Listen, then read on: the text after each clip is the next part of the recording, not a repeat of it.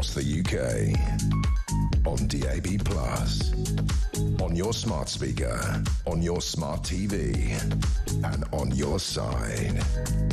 This is Talk.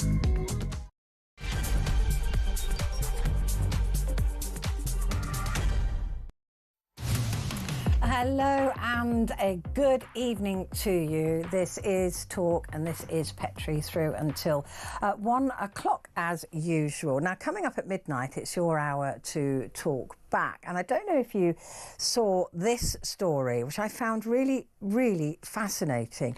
It's thousands of middle-aged people in Britain are dying prematurely every year as a result of ultra-processed foods. 18,000 people, to be exact, dying prematurely. That's a lot when you consider that is just because of the diet that we have in this country. So I want to talk to you really about the diet that we are, in a sense, being force-fed, if you like, by all these fast foods and processed foods, and the fact that if you go to, some stores, the ultra-processed foods are an enormous amount cheaper.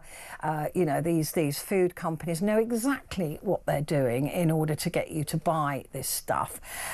So are you somebody who eats a lot of ultra-processed food? And do you even know what an ultra-processed food is compared to just processed food, if you like? I try not to eat ultra-processed foods, but just looking at the list, ham, for example, is ultra-processed, and you'd think it wasn't, but it is. And of course, I've got a packet of ham in my fridge. I'm thinking, maybe I do eat more ultra-processed food than I think. If I get a takeaway, I tend to try and I love sushi. It's just extremely expensive, so I can't afford it very often. So I'll have sushi. But does that count as processed or ultra-processed? I don't know. I suspect not, although the seaweed wrap would be processed, right? I mean, it has to be. It doesn't come like that. And the only foods that are not processed are foods that come like an apple, right? That's just an apple, or a cucumber, or anything else. There is a process that goes into it. Even minced beef, for example, would be processed. Lasagna is processed. So how much do you think you eat of ultra-processed food? And did you know that this is potentially killing you? I mean, you just look at America and the amount of extremely processed foods that are there. And we know that the health of Americans, the whole body health, is not as good as in other countries. You've got countries like Italy where fewer processed foods are eaten, where the body health is better, the whole body health is better. Ultra-processed foods can lead to cancers, they can lead to all sorts of diseases, and they are killing us. Thousands every single year. And it's the age between 30 and 69 are the most likely to die from a complication or a causation from processed foods. So I'd love to talk to you about that. Whose fault is it that we're eating so much processed food? Do you think that the food manufacturers are lulling us into this world where we have to eat this rubbish? Because it is, some of it, absolute rubbish. So how much do you eat? Are you trying to cut out processed foods or ultra-processed foods? Is it more difficult than you think? And do you have to be quite wealthy in order to cut out those processed foods? Give me a call, 0344 499 1000. Before that, we have Russ Kane in the studio. He's going to be going through Tuesday's newspapers for us. Then we have Ria Freeman, who's going to be talking us through some PR disasters and some PR wins. And Alex Three Lines Irons will also be with us, talking us through some of the sport from the weekend. But before that, Canadians have begun voting, or they've been voting now, for their next leader. Just 6 weeks after Mark Carney was sworn in as Prime Minister and replaced Justin Trudeau when he resigned. It's a race essentially between two frontrunners, confirming Mark Carney's premiership or radically changing nearly 10 years of leadership by the Liberal Party to vote for the Conservatives led by Pierre Poilievre. One of the key questions here is who can best stand up to Donald Trump, who, as we know, keeps threatening to make Canada the 51st state. There is a sense that Poilievre is closer to Trump in his politics, being a conservative, and more likely to treat Donald Trump as a friend, whereas Mark Carney has made it clear. He said the relationship between America and Canada as it was is over. So will the people of Canada choose an unpopular Liberal Party because of Mark Carney and Trump? Or will it change direction and threaten its very own survival as an independent state? It's all to play for in Canada at the moment. I find it absolutely fascinating, and certainly tomorrow when we get the results, it will make really fascinating reading. Let's talk now to David Moscrop, who's Canadian political columnist and author of Too Dumb for Democracy. David, it's good to speak to you again. How are you? All right? Thanks for having me back. I'm good. I voted. It's a sunny day here in the capital, and now I'm just sitting around like everyone else, waiting for some results. This is a really fascinating election, isn't it? Because before before Trump really, I think it started to change when Trump started to call Trudeau the governor of Canada, that there was a 25-point clear lead for the Conservatives because the Liberals had been in power for 10 years. People were seeing their standard of living drop, all of the things we've seen actually all across the world, and we're attributing that to the Liberals and thought, no, we're going to change. We're going to go Conservative. But since Trump started to treat Canada in a certain way, and Mark Carney coming in and seemingly standing up to Trump, it's completely switched about. Yeah, it's the most extraordinary thing that anybody watching Canadian elections has seen in their lifetimes. It's the most extraordinary Canadian election perhaps in our history. A 25-point swing.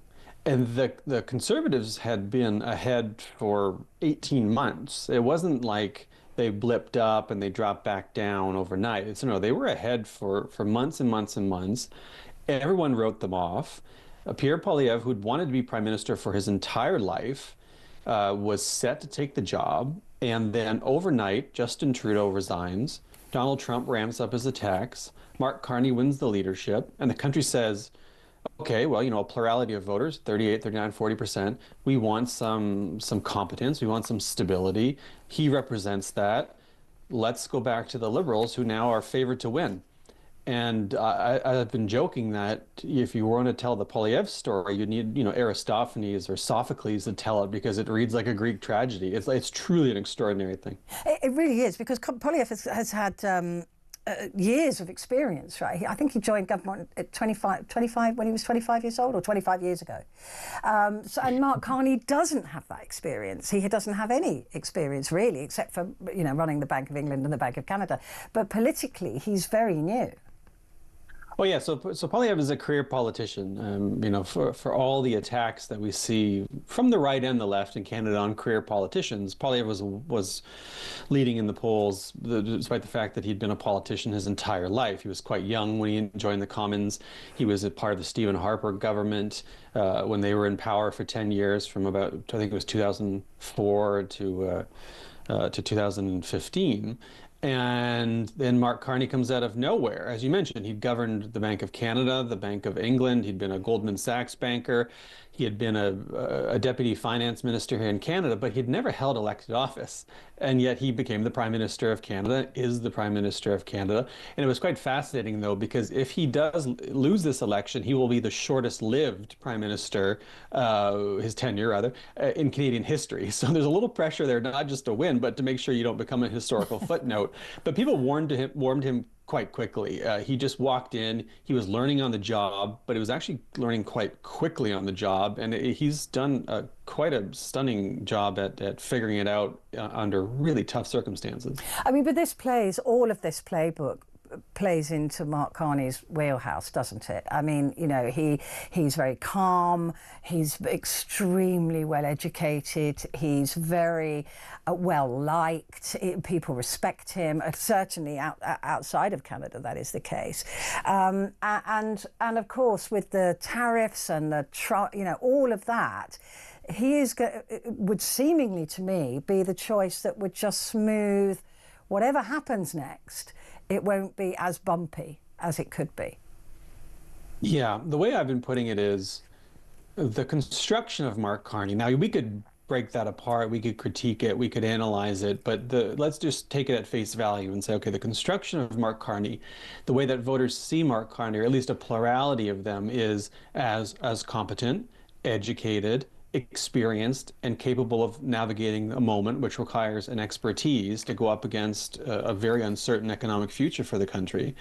But if you want to do a little pop psychology, if you'll forgive me for that, there's also, I think, a kind of desire to return a sort of stable parent. There's you know, I'm trying very hard not to say people want a daddy. Because I never forgive myself. No. but there is a sense of, you know, there's a couple of times at Carney rallies where someone has screamed "Lead me, Daddy," which might be the most disturbing thing I've ever heard in Canadian politics. But I think it speaks to this desire that people want calm and stability, and they want someone to say, okay, everything's going to be okay, and I'm going to navigate you through this crisis. And he represents that in a way that I think that the other leaders, you know, not just Poilievre, but the other opposition leaders who are running, don't. And now, does that serve him 6 months from now? You know, we could see a Keir Starmer style event where 6 months from now he's wildly unpopular. But at the moment, he's the answer to a question that a plurality of voters are asking. Will this be seen, in a sense, as a vote against Donald Trump if Carney were to win? Because there's no doubt about it that Trump is involved in this election, whether you want him to be or not. He may not be, you know, fixing votes, but he is part of why Canada have come out in the numbers that they've come out. He's part of the reason that they may again accept a Liberal leader after 10 years of feeling they've been let down by that. This is a Trump election, surely. It's absolutely a Trump election. And even today, he was posting on Truth Social once again about making Canada the quote-unquote cherished 51st state. In fact, you know, folks should look this up because it's really fascinating. Trump basically comes out, posts on Truth Social, and endorses himself in the Canadian election. He's basically said, you need a leader like me, and you need to become the cherished 51st state. And I keep joking that every time he opens his mouth, he should have to declare it as an in-kind donation to the Liberal Party. Yeah. Because every time he opens his mouth, the Liberals go up in the polls. And Canada's having kind of two elections. It's a very polarized election, split between the Conservatives and the Liberals, the blue team and the red team. And one election is about change, and as a subset of that, affordability. And that's where the Conservatives tend to do a little bit better. The other side of the election is Trump, who's set to deal with Trump. Which everyone's concerned about, but for a lot of people, you know, that's the dominant concern. And the Liberals just eat the Tories' lunch on that. And so I think it's fair to say, yeah, it's a Trump election, and if the Liberals win, it will be thanks to Donald Trump. If we look at Donald Trump with his cherished 51st state nonsense that he keeps spouting, at the beginning, many people thought this was him just joking. We now know that what he does is he throws things out to see if they'll stick, and if nobody criticises him for it, he just repeats it and gets stronger and stronger. Is there a sense in Canada that Donald Trump means it and that he is a genuine threat to the autonomy of Canada? I mean, people are certainly taking it seriously. And the way that I've put it is, the feeling I think is, you get in the car, you board the airplane, and you put your seatbelt on, not because you think you're going to get in an accident, but because you think, if I get in an accident, by God, I want to be belted in. Yeah. So I'm going to take this seriously. And the annexation of Canada is an extremely low probability event, but not a non-zero probability event. And it's so extraordinarily significant that you want to prepare for it. And Justin Trudeau said, look, we're going to take this seriously. Mark Carney has said we're going to take this seriously. We're going to act as if this is an active threat. And even if it's not, we're going to roll tanks across the 49th parallel. It is an economic threat. And Trump has talked about, using quote unquote economic force to effectively annex Canada, and the trade war is part of that. And the theory is he wants a kind of hemispheric domination of the mode that you would have seen from, James Monroe or William McKinley. I joke that someone gave Trump a president's first president's book, and he's learned of McKinley and Monroe, and here we are in this mess. And so, well, what are you going to do about that? So you take it seriously, and the country is, and we've seen that in the surge of kind of rallying around the flag of Canadian nationalism, of some anti-Americanism, but I think of it more as anti-Trump administrationism, right? It's not that Canadians hate Americans, it's that we're deeply, deeply betrayed by the Trump administration. Just looking at the two politicians, though, Pierre Poilievre and Mark Carney, and Carney, and looking at just some of the policy plans that they have, it's very clear that looking at Mark Carney, he wants to take Canada's future in a different direction, away from America. He wants to spend money on building railroads and helping provinces have freer trade with each other.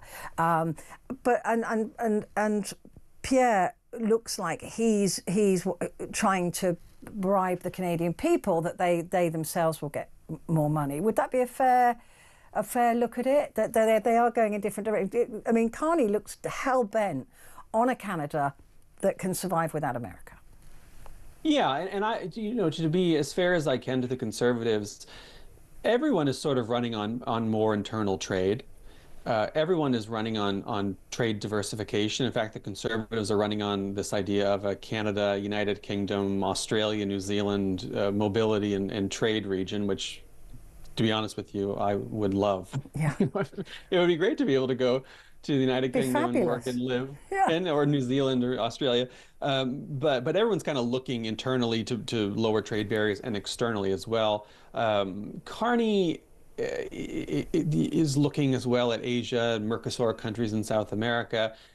Everyone wants to lower personal income taxes. I think one of the big differences is the Conservatives want to pursue an energy policy that is focused on oil and gas and pipelines and getting those resources out to Tidewater. And the Liberals are a little bit more skeptical about that. Poilievre wants to cut more.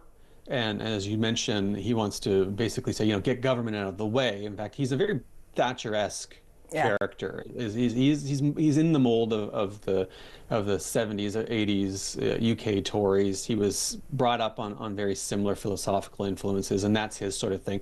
Whereas Carney is talking about investment. He's like, we're going to use public money to, as he says, catalyze private investment and grow the economy. And so they diverge quite a bit there. But there's a lot of suspicion around Poilievre, and this has actually hampered him during the election, that he's still too close to the United States, that he can't get too far from Trump, that his people want him to be close to Trump, that he's a kind of mega maple, as Le Monde put it, someone in Le Monde put it a while ago, and he hasn't been able to shake that. And I think there's an abiding suspicion that would just go back to business as usual with the U.S., whereas the Liberals are talking much, much tougher against Trump. What is your sense, David, as to who is going to win? And will it be enough of a win to form a majority government?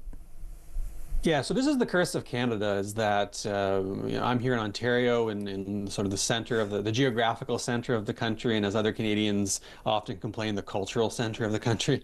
But we're big, which means that we won't get final results until after the polls close and are counted in British Columbia at 10 p.m. Eastern. So we're going to sit around and wait. But the Liberals do seem like the favorites. So if all things being equal, the Liberals are most probable to win. The minority-majority question is the question, and it's going to depend on how they do in Quebec, but in particular in Ontario. And they've got a real shot at a majority. The majority is 172 seats. I've seen lots of projections that have them in the 180, even Wow. 190 range. I mean, So that it's would be entirely just possible. mind-blowing after. It's I yeah, mean, it just can't it's imagine a stunning swing like that. because they were looking at under 100 Yeah. seats in January, and now Labour, they're in Labour will majority collapse, territory. though, won't it? Because people are not going to cast a Labour vote thinking, oh, this is my protest vote. They're going to go for either Liberal or Conservative. Can you see That that is happening? That is exactly what's happening. Yeah. That's precisely Yeah. what's happening is because the conservatives are polling at 38, 39%, which is higher than they've been at any other point since they won their majority government in 2011. It's actually pretty close to where they got in 2011. So they haven't fallen. They're actually, historically speaking, doing quite well. But what's happened is the liberals who were in the low 40s, I've seen them 42, 43, have taken the New Democrat, that's the Labor Yeah. equivalent, a vote. And so I saw one pollster note that 50% of 2021 NDP voters are voting Liberal. And so what's happened is that the NDP has collapsed, the Liberals have gone up, and the Bloc Québécois in Quebec, and a lot of that vote's going Liberal because they're left-leaning. And the Tories just have no inroads to make because they can't. They They just can't can't. compete. That'll be the young vote as well, won't it? Largely. Yeah, the young Yeah. vote tends to go liberal, but as is the older women, the older 55, I think it's 55 plus women's vote is also going liberal. The conservatives have a stronghold of 55 plus men, but the liberals are just kind of dominating. Women are just smarter, I'm going to say. I would, I wouldn't say no to an electorate that was disproportionately women. Yes, I would agree with that. David, it's absolutely fascinating to someone like me who watches elections. I just think this one it's very exciting, but I don't get out much. But I'm looking forward to the result, and thank you so much for talking us through that. I'll talk to you soon. It's David Moscrop there, Canadian political columnist and author of Too Dumb for Democracy.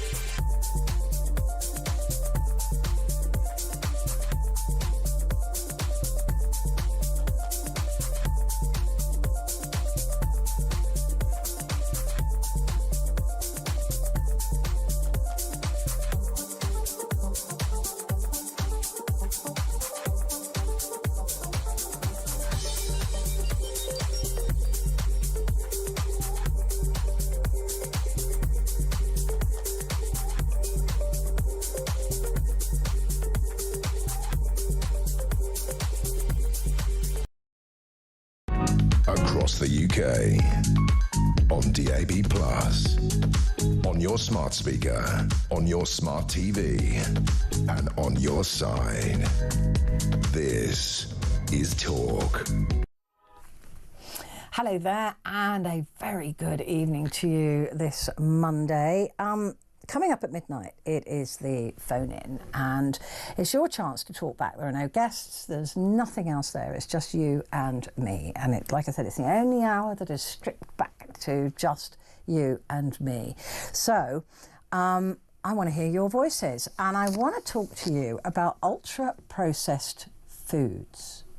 Because we all know, don't we, that they're not particularly good for us. I think we can all answer that. If you have a sneaky McDonald's or a sneaky Burger King or whatever, you think, oh, I know that's a bit naughty, but it's okay because it's just occasionally. So we know that they're not good for us. We know they're high in fat. We know they're high in sugar. We know they're high in salt. We also know that the process, you don't even want to know about the processing. You know, those chips at McDonald's, for example, they're all uniform shape. That ain't a potato. I mean, it might come from a potato, but we all know, don't we, that these are highly processed foods. We like them. We eat them occasionally, but for some people, that's all they can afford, because the problem with ultra-processed foods is that they are cheap. They are much cheaper. It is much cheaper for a mum or a dad to buy some children's meals in McDonald's than it is to go out and buy everything for a Sunday roast and then to cook it, and the time that it takes, and sometimes the knowledge to cook it properly. So we all know that it's bad for you, but did you know that it could be killing you? Thousands of people die in this country every year because of ultra-processed foods. They're saying that it contributes to 18,000 early deaths a year. That's between the ages of 30 and 69. Of course, the older you are, the longer you've been eating these processed foods, and it can contribute to things like cancer, high blood pressure, obesity, all of those things, and heart problems. And there's been a study that says that cutting down on highly ultra-processed foods you could become a lot more healthy. It could save your life. But who's to blame here? Because you can't help but look at the situation and understand that a lot of people who live in poverty, for them the only choice is ultra-processed food, because it is much cheaper. The sort of lasagnas and things you can buy for £1, right? Can you just for a moment imagine what scraggy bits of meat and what chemicals and sugars and salts are put into those things to make them tasty? So we all know this, but can we prevent it? And can you cut back on ultra-processed foods? Can you afford it? Almost everything is processed, isn't it? Apart from if it's the shape that it comes in, if it's an apple or, sweet corn or whatever. Even if it's tinned sweet corn, it's processed, right? So most things that we eat will be, to some degree, processed. But ultra-processed food? How much do you think you eat? And are you aware that it might be killing you? Give me a call, 0344 499 1000.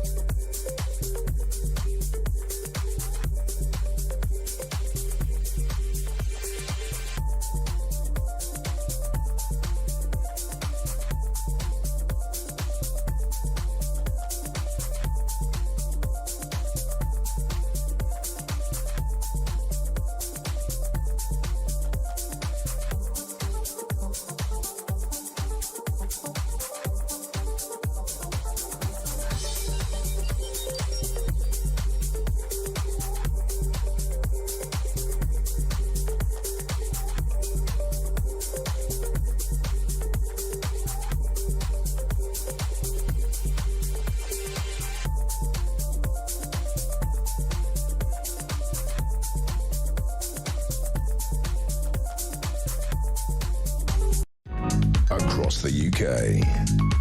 On DAB+, on your smart speaker, on your smart TV, and on your side. This is Talk. Hello there, good evening to you. So I just had a look at some of the messages I got coming through. You're all very naughty people. Thank you very much, Colin. Anyway, it's time now to talk sport with a Talk Sport presenter and producer, Alex Three Lions Irons. Hello, you're in the studio. I am in the studio this time. I still talk to you like you're my dog. Hello. Hello. He's not here, sadly. No, he's not, sadly. So Liverpool, the greatest team of all time? I wouldn't call them the greatest team of all time. No, well, you wouldn't because you're not a fan. No, I'm not. But they did win the Premier League on Sunday at a bit of a canter as well. The writing was on the wall. Arsenal haven't really put up much of a fight for the title this season anyway, and Liverpool were just drawing further and further away. They did have a couple of games where they pulled up. Arsenal had won a couple recently, but Liverpool have only lost 2 games all season, those being against Nottingham Forest and against my side Fulham as well. Got to put that in there. But it's been rather easy for Arne Slot's first season in the Premier League. Massive celebrations at Anfield on Sunday, even before kick-off. Yeah, we're seeing some of the images now. And some of just watching it on TV, unfortunately I wasn't there, but just the atmosphere looked absolutely incredible. And even... They were a shoo-in though, weren't they? They were more or less. Spurs did go 1-0 up rather early, but it felt like even from there that there wasn't really a lot that Spurs could do to hold Liverpool back. And as soon as that first goal went in and they were level, and Liverpool only needed a point to secure the title yesterday, it felt like the writing was on the wall, and Liverpool went on to score a lot more. They scored, the game finished 5-1 to Liverpool in the end. And it got to the point where it was, well, for Spurs, embarrassing to the point where Mo Salah was taking selfies with other people's phones in the crowd during the game after he scored the 4th goal, I think. So did he not get penalised for that? Don't think so. Not that I'm aware of. Isn't that time wasting? Or the game didn't stop. He was just It's technically time wasting because it's a celebration anyway. There's a little bit more leeway when it comes to celebrating. Sometimes referees don't rush players back in. Sometimes they do. And essentially went into the crowd, came out, went back and came back out back into the crowd again. Took someone's phone and took a couple of selfies, and that phone's probably worth a bundle now. So, not seen in the pictures that have come out since though. So I wonder where they've gone. Maybe they're keeping them. I don't want to sell them. No, Yeah. or put them online. I wouldn't blame them. Before we move on to the next one, we've got to talk Wrexham, haven't we? Yeah. So Wrexham are up their 3rd consecutive promotion in a row. It's amazing what a bit of money can do, isn't it, for a team? What Disney can do for a club if they've got a documentary behind you. They aren't up as champions. They are promoted though. Birmingham have gone up as champions. They've gone up with, well, they could potentially have a League One record of 111 points. They're currently on 105 with 2 games to go. Wrexham are promoted. They were promoted on Saturday evening after they beat Charlton Athletic at the Racecourse Ground. And those are the 2 places available for League One. So the teams that are left, Wycombe being one of them, have got to go up via the playoffs. And they could also be joined by Leyton Orient, who, of course, are local to here. They've recently been bought out as well, so they've got a bit of investment coming in, which should push them in the right direction. Yeah, but just that the whole, like you said, the Disney story almost of Wrexham is just it's just cute, isn't it? Yeah, and they're spending money on the grounds, and they're spending money. They're living in the area. It's quite a nice thing to see people that don't necessarily have they didn't grow up around football. Yeah. But have that love for British football. Yeah, and we are seeing a lot more American owners in football over in England now. Probably because of Wrexham, right? That has contributed to it. We were seeing some before then, as of course business owners will see English football as an investment. I kind of feel like we're not getting too many American investors, but it feels like it's becoming like English football is becoming an American investors' plaything. I don't think that's the case with Wrexham, but this is more than investment. They have essentially they've revitalise this club. Yeah. Wrexham were essentially in the doldrums in the National League, near the bottom of the National League. If it wasn't for COVID that season, they probably would have been relegated to the National League North. And we'll talk about the National League a little bit later on if we've got time. But the fact that these two Hollywood actors have come along, and I don't mean to say that in a derogatory tone because that's how it sounded, and they have revitalised this club. They've taken them through the National League, which is a very difficult league to get out of, and then through League Two and League One at a canter, and go into the Championship next season and be one step away from the Premier League. And we've seen Ipswich do it. We saw them get 2 consecutive promotions, and of course they're now being relegated. Their relegation was confirmed on the weekend, but Wrexham fans and fans of lower league football will be dreaming that Wrexham this time next year could be on the verge of being promoted to the Premier League, which would be magical. That really would be magical. Let's talk about the FA Cup final now. So the FA Cup final is happening in 3 weeks' time. We had the semi-finals over the weekend. On Saturday, Crystal Palace reached their 3rd ever FA Cup final, and they'll be hoping that third time is the charm, because they've never won the FA Cup at all. So if they do win it, this will be their first one ever, which, as a Fulham fan, one, upsets me because Fulham have never won the FA Cup, and 2, Crystal Palace beat them in the quarter-final, and you kind of go, it's nice for them, but it could have been us. Yeah. They beat Aston Villa, who've had a bit of a turgid time as of late, knocked out of the Champions League by PSG recently, and now knocked out of the FA Cup at the penultimate stage. Crystal Palace won rather convincingly, beating Aston Villa 3-0. They will play against Manchester City, who are through to yet another FA Cup final. It seems like they were there every single season at this point. They beat Nottingham Forest, who've had a pretty good season so far, and looks like they'll be getting Champions League football. But City came out on top, beating them 2-0. So in a couple of weeks' time, we'll be seeing the Eagles of Crystal Palace take on the Citizens of Manchester City at Wembley. And I've been following the FA Cup since the extra preliminary round all the way back in August, and this weekend was the one weekend I couldn't get a ticket for the game. So I go through all that and I get to the very end and I ruin it in the semi-final. But hey, next season. But if you were putting money on it though, Man City? A part of me is torn. I would like to see Palace do it because they've never done it before. It's a new team that wins the cup, and it stops Manchester City winning it. And because they keep winning it, their fans don't care. No one cares if they win it. The other half of me wants City to win it, because if Crystal Palace win, it means that my club Fulham potentially don't get a place in European football next season. So I'm quite torn as to whether or not I want City or Palace to win. Okay. Not for good reasons. No, but football fans never are honourable. Chelsea, let's talk about the Women's Champions League final as well. Chelsea crash out, but Arsenal come from behind. Yeah, so this was the Women's Champions League semi-final second leg. So Chelsea were at home to Barcelona. They were 4-1 behind from the first leg. Chelsea then lost 4-1 again at Stamford Bridge to crash out at the semi-final stage 8-2. But Arsenal have come back from behind after being behind in the first leg, I think it was 2-1, to then beat Lyon in the second leg to go through to the final of the Women's Champions League. And this is something that's been 18 years in the making for Arsenal. It's the first time they've done it in that time. For Arsenal women, I mean, Arsenal women are one of the bigger clubs in women's football. They won 4-1 against the 8-time champions in France, that being Lyon. They were 2-1 in the first leg, Lyon. Arsenal then won 4-1 in the second leg. So it's going to be they're playing that final in Lisbon on the 24th of May. If Arsenal men don't get to the Champions League final when they play PSG, they play tomorrow, but the final is in a couple of weeks' time. If they don't get to that final, I'm sure a lot of Arsenal men fans will be going to Lisbon to support the women's team when they play Barcelona in the final. Is that what's happening now? Do you find that sort of Arsenal men's will support Arsenal women's, or is there still a snobbery? I still think there's a bit of... It depends. I think there's still a bit of...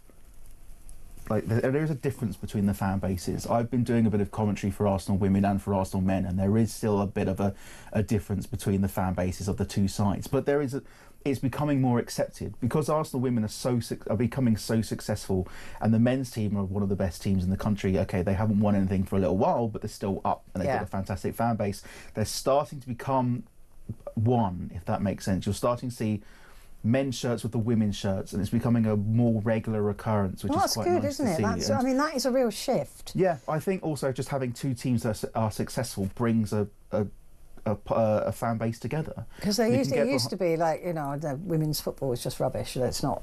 As 10, 15, 20 years ago, that very much was the case. I think that is shifting because women's football is getting a lot more attention. You're seeing the Lionesses do really well in the Euros and in the World Cup. So it's grabbing people's eyes, and people are getting more and more invested, which is always nice to see. It's good. It's really good. So non-league football. Very, very quickly, it was the last weekend of the non-league season. I'm going to concentrate quickly on the National League, which actually has a weekend left. But the National League North and South, in the South Division in particular, you had a potential 6 teams get promoted, or potentially one of 6 teams get promoted. There was only one playoff, one automatic promotion place available, and there were 6 teams going for it. Eventually, Truro City, down in Cornwall, won promotion by 2 goals, finishing level on points. There was 89 points for them, and for Torquay United. Torquay were 2 goals behind Truro, so we'll see Truro promoted to the National League for the very first time. Speaking of the National League, Barnet were promoted from the National League into League 2. They are the only team to have been promoted from the National League 4 times. And one of the teams being relegated down to the National League from League 2 is Carlisle United. And the reason why that is a little bit special is because Truro and Carlisle have never played each other before, and they're at different points of the map. Yeah. Carlisle being in the northwest and Truro being in the southwest. Yeah. And that round journey between Truro and Carlisle is 585 kilometres. Wow. So imagine that on a match day, being a Truro fan, having to travel to Carlisle, and knowing the league, they'll put it on a Tuesday night. Of course they will, yeah. No, I mean, I know Truro really well. It's my dad comes from, my dad's family, so I go to Truro. It is a blooming long way, even from London. It's a like very 6 long. hours, yeah. I know, it really is a long, long way. Alex, thank you very much indeed. Thank you. Alex, 3 Lion Signs there, TalkSport presenter and producer. Stay where you are. We're talking PR next.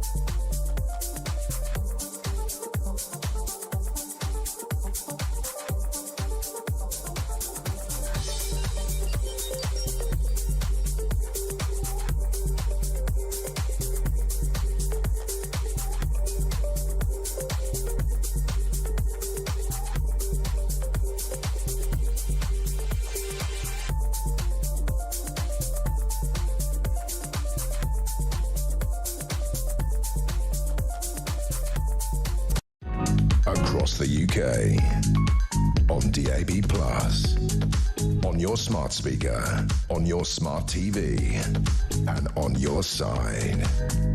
This is Talk. Hello there, and good evening to you. This is Talk, and it is Petrie here with you. Just to let you know, or to remind you, that coming up at the top of the hour is Russ Kane, writer, broadcaster and celebrant. He will be here for the hour going through Tuesday's newspapers. Right now, though, let's talk to Ria Freeman, who's an author and PR and social media expert. Ria, very good to see you. How are you? I'm good, thank you. How are you? Good, very well for a Monday. Yeah.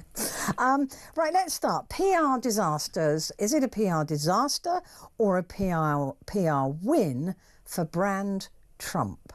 100 days tomorrow.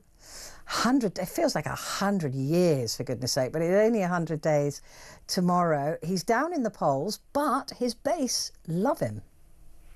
I think this is the thing with Donald Trump. He is definitely a character that people love or loathe. And as you say, the polls aren't great, but the people who are pro-Trump are incredibly pro-Trump, and I think will continue to be. They believe he's done a marvellous job, and they'll continue waving that flag for him. So it very much depends on what side you're on. I think one of the big things has been the tariffs. People have been really shocked with that. So not just in his own country, but beyond, across the rest of the world, people are thinking, oh, hang on a minute, this is something that we need to be aware of as well. But you look at the, let's say the Pope's funeral, and when Trump walked in, he walked in, as you would expect actually at a funeral, to absolute silence. People seem to not want to acknowledge him. Emmanuel Macron absolutely denied a handshake twice.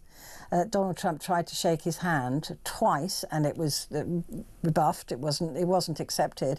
And when Zelensky walks in at the funeral, there's a round of applause that goes on for quite some considerable time. So maybe public relations, in their purest form, are not going well for Donald Trump. No, and I think Zelensky's a really incredible figure, and we've looked up to him and seen what he's been doing for years and years, but people do have this real affinity with him.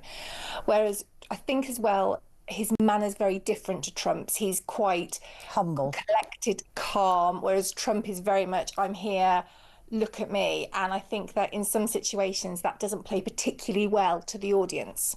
But also, I mean, America is certainly talking about this, that a bit of a PR disaster for him is wearing a blue suit where the dress code was given to them. They were told to wear a black suit. And he did not. He chose to wear his traditional blue suit. Again, in pure PR terms, and not going to the servicemen that were returned dead a few weeks ago. He didn't go and see them come back to his country. Again, not very good PR.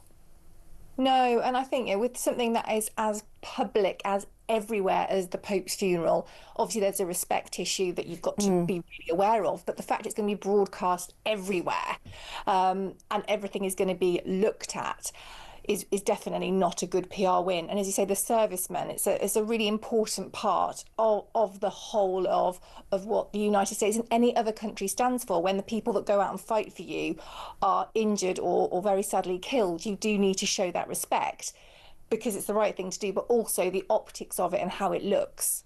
Yeah, it's really interesting, the division between the MAGA, his supporters, and almost the rest of us that see Donald Trump in very different ways, and it's fascinating to me that one person somebody can have such diametrically opposed views of a single person. It's extraordinary. Let's have a look at Marks and Spencer, or Marks and Expensive as we used to call it. So they've had a few problems, bit of a PR disaster for them this week. Yeah, they've had a lot of issues with a cybersecurity problem that has really extended for a number of days now. And what has been really interesting, though, is obviously they're not the first company to have had this kind of problem. They're not going to be the last company to have this kind of problem. But what I think has been a way that they've really won people back is the communication that they've put out. So I know on the social media they've been very, very public about this is what's happened, this is what we're trying to do. Of course, there are people that are disappointed, but the general vibe that I'm getting from reading comments is definitely more of one of sympathy, and sort of thank you for keeping us informed, we're disappointed, or we feel sorry for you, rather than anger, which I think you can get with some brands, particularly when they don't look after the public and they don't keep them informed.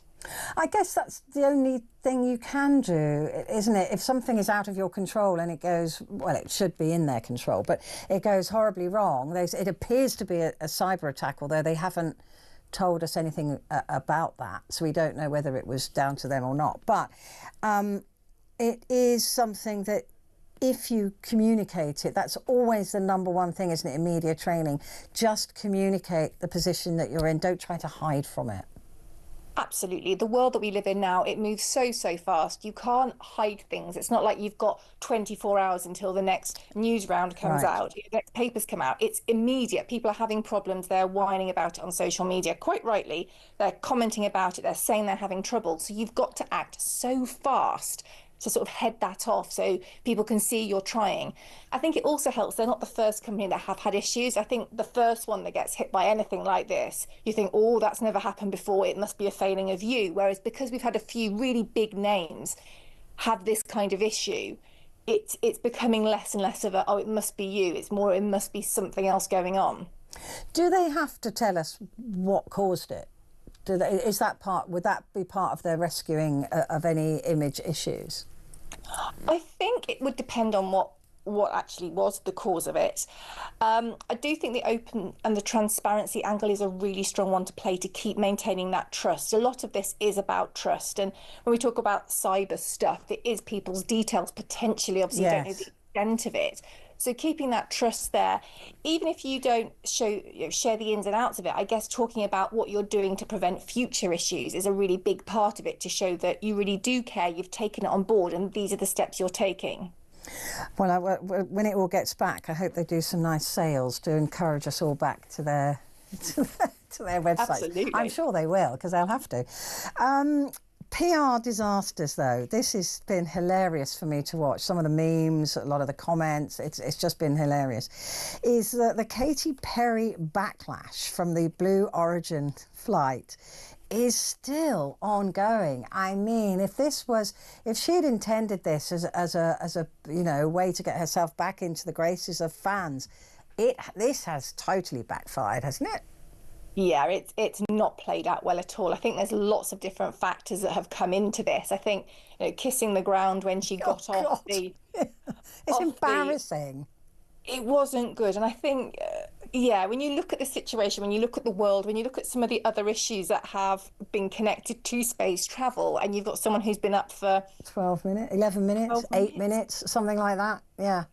I think as well, she did some bits to the camera where she had, is it a list of her kind of tour schedule? And there were some other little bits that you kind of thought, oh, I see what you've done there, because it's a great opportunity to promote what you're doing. But actually, is it the right time to promote this? Because does it look a bit... And actually, is it kind of undermining the potential vibe of the whole thing? I mean, the whole thing, all of these women behaved shamefully, I thought, and the whole idea that this is good for women, bog off. This had nothing. This was just rich people going up to the very edge of space and coming back down almost immediately. You've got the woman who was Sunny, who was stuck up in space for 9 months. She didn't even kiss the blooming ground. I mean, it's ridiculous. I mean, the whole thing was about 20 minutes. And that was just embarrassing. And I think this undermines women going to space. I just don't... This is just rich people with far too much money going up in something that looked very phallic and coming straight back down again and then making a big deal of it and saying to the press, well, have you ever been to space? You don't know what I've been through. I could do one. No. I know what you mean. And I think as well, you have got the environmental issues, you have got the cost of these things, because a lot of people all over the world are really struggling at the moment. Is it a good use of money? Is it a real, as you say, a show of extravagance, just saying, look at me, I can do this? Yeah, that's all it is. It's just rich people showing off. And I think it's backfired on all of them. I think Katie's got the worst end of it, but I would agree with you. Well, she's got the worst end of it because she tried to make the most of it. Right? She tried to make this all about her and how she was saving women or doing something amazing and all the rest of us women are going, you've done absolutely nothing for me, thanks. Just go away. And now something about her outfit for her new tour as well. She's trying to dress like an alien or something, and people are going, "Oh, just bog off." Just get I this. think it's sort of rubbing salt in a wound there, and people are going, really, again? Just and shut it'll up, undermine her tour, which is a shame. You know, it'll undermine what she wants to do because people will just go, "Oh, you're still doing that." I mean, it just misjudged, miscalculated the whole thing. Was just a bit silly, and some of the women have kept away from the public a little bit, and are probably regretting it. And look, good on them. If you can afford that amazing experience, fantastic. I might do it myself, but I wouldn't I wouldn't be jumping out the spaceship going, "Oh, I'm alive," and then kissing the ground and then talking absolute nonsense about being an astronaut. I just wouldn't do it. No, I think you're right. The kind of optics are wrong. If you want to do it for you because it's an amazing experience and once in a lifetime thing, you could do it privately, couldn't you? Or do it in a much lower key way. Yeah, just stop showing off about it now. Go away. It's boring. Let's talk about the London Marathon. That did really well this year. Are incredible. It's broken loads of records. I think it had the most number of finishers. And what's always incredible about the marathon is you really do see the good in people. You see people who are cheering on from the sidelines, people who are dragging themselves round to raise money for incredible charities. I really think it's a lovely show of all the good things about the human race. And we see plenty of examples when we don't see that. Yeah, it's an interesting one, the marathon, because when you live in London, you just sort of dread it coming round because they close down most of the city and it becomes awkward. And it just, but like you said, just watching people who are doing this completely altruistically, they're doing it completely the opposite to Katy Perry. They're putting themselves through some real hardship, 26.2 miles. And people who've probably never run more than going for a bus are doing that, and they're doing it for money and for exposure to, for publicity for their chosen charities. Yeah, I mean, yesterday as well, I think the heat was brutal. I think people found that really tricky. I also think the celebrities that take part, I know we can be really judgmental of celebrities, but when you realise who is taking part, they're not sort of... You don't make yourself run that amount just for your own ego. That's a real That's slog. a really long way. Yeah, that's the sort of distance. That's the reason you've got a car, in my 100%. Exactly. In my very lazy view. Ria, thank you. It's wonderful to speak to you again. Ria Freeman there, author and PR and social media expert. Stay where you are, because coming up we're going to be going through Tuesday's newspapers, and with me to go through all of those is Russ Kane, who is a broadcaster, writer and a celebrant. So let's find out what tomorrow's newspapers are going to bring. Stay where you are.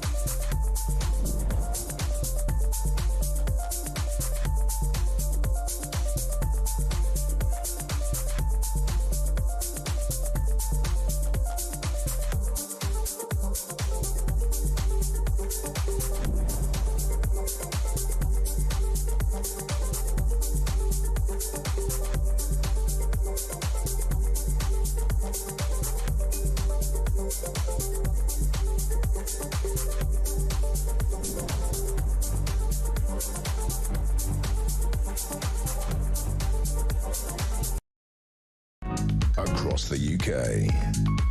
On DAB+. On your smart speaker. On your smart TV. And on your side. This is Talk.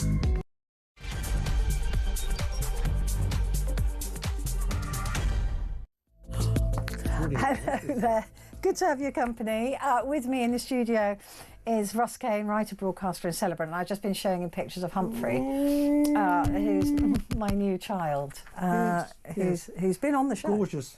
He's been on the show already, obviously. Yeah. You've got like a fan base. Everybody loves. Did you get that lady who does the branding? She should be doing like all the PR for Humphrey. For Humphrey. That'd be brilliant. He's absolutely adorable. Fabulous dog. Yeah. And gets on well. And Yeah, with no Bailey, jealousy? it's No? all right. They're getting on much better. There was a bit of jealousy to begin No, with, but surely not. they're settling now. I Bailey's found how them old? curled up in Bailey? Bailey's 11. so 11 years he's had run of the house, and now suddenly, who's this? Who's it's this? Humphrey. Yeah. Hi, No, but he's very protective of him. He keeps scaring Edith out of the room now. Edith. The cat. The evil, it's a cat. Well, evil Edith. Well, of course it's a cat. Yeah. Of course it's evil. Anyway, goes without so that saying. was what we were talking We were about. talking about that. When on air, like rudely Humphrey. interrupted. But Humphrey, yeah.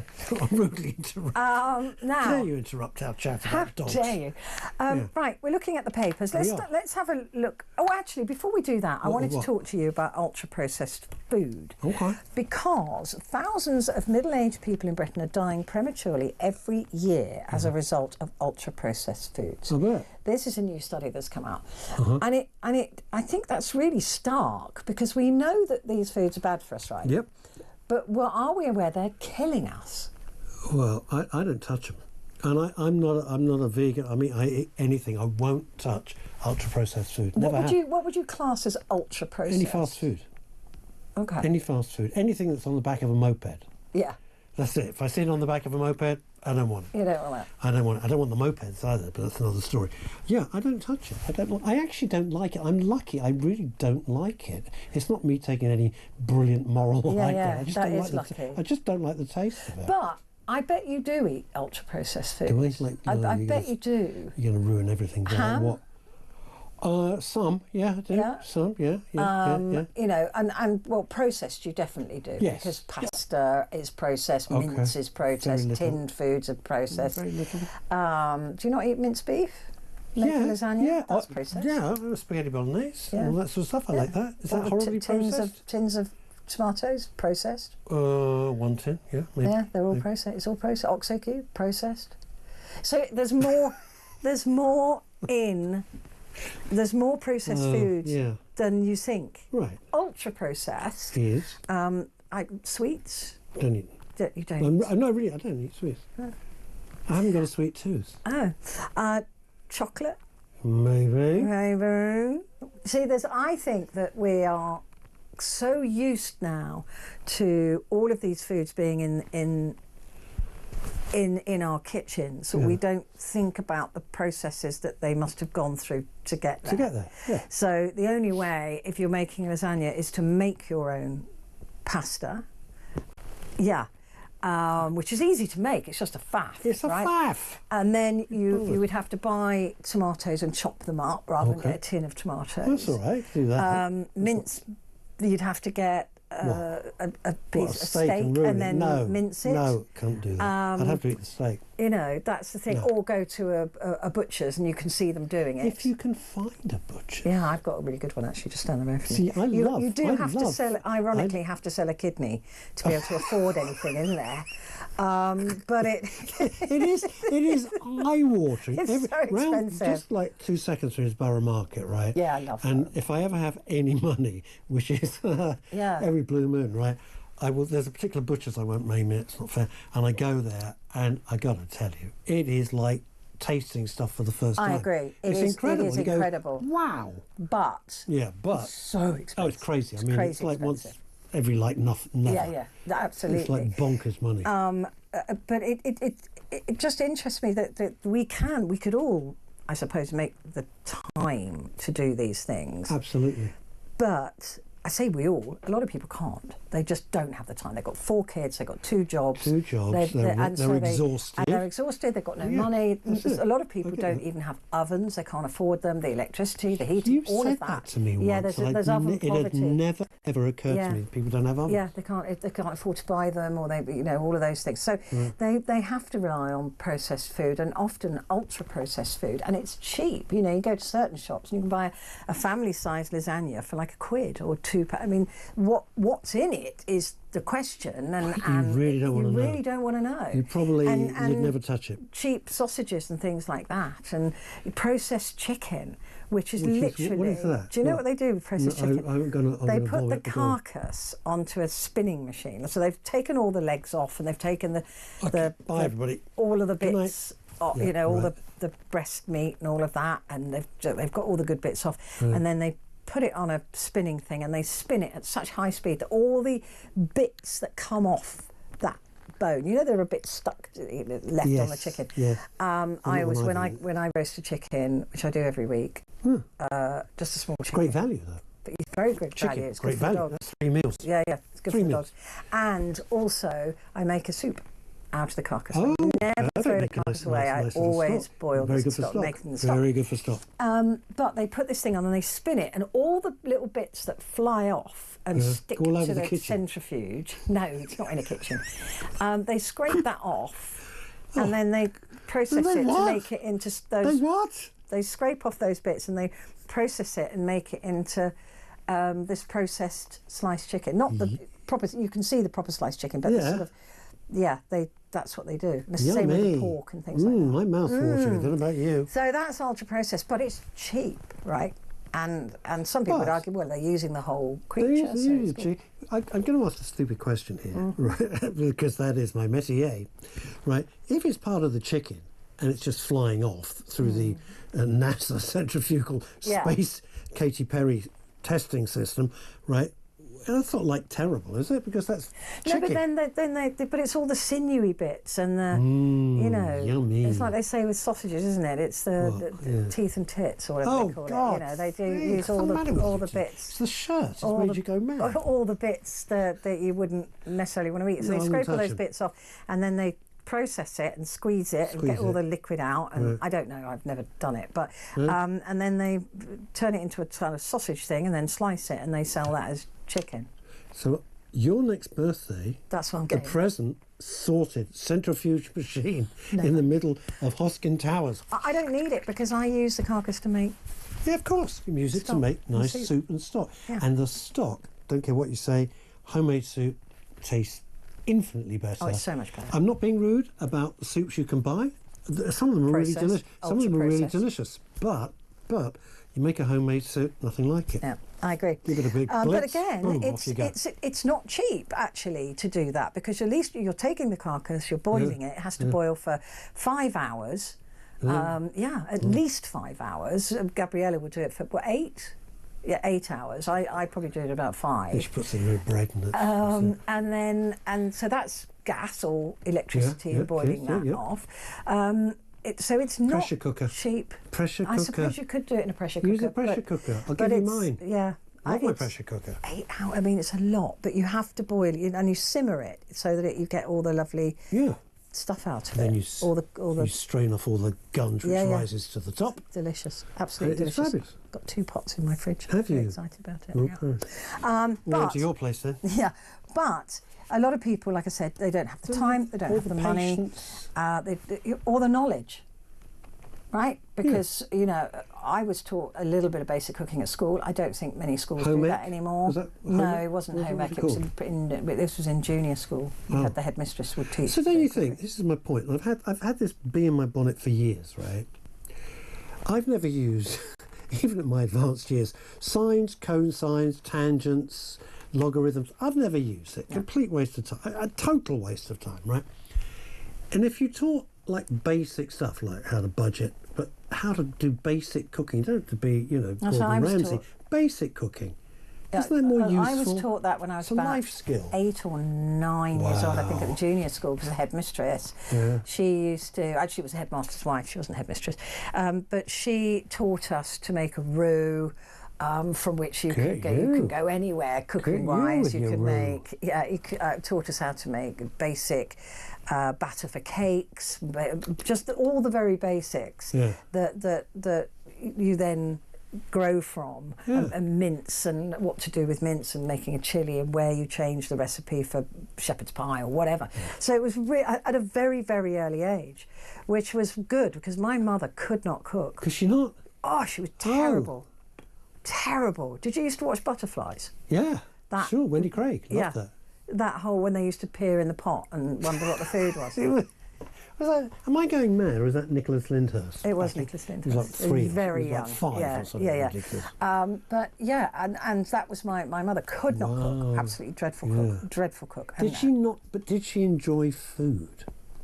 I don't think she did particularly. And we grew up on a lot of ultra processed food. Really? Yeah.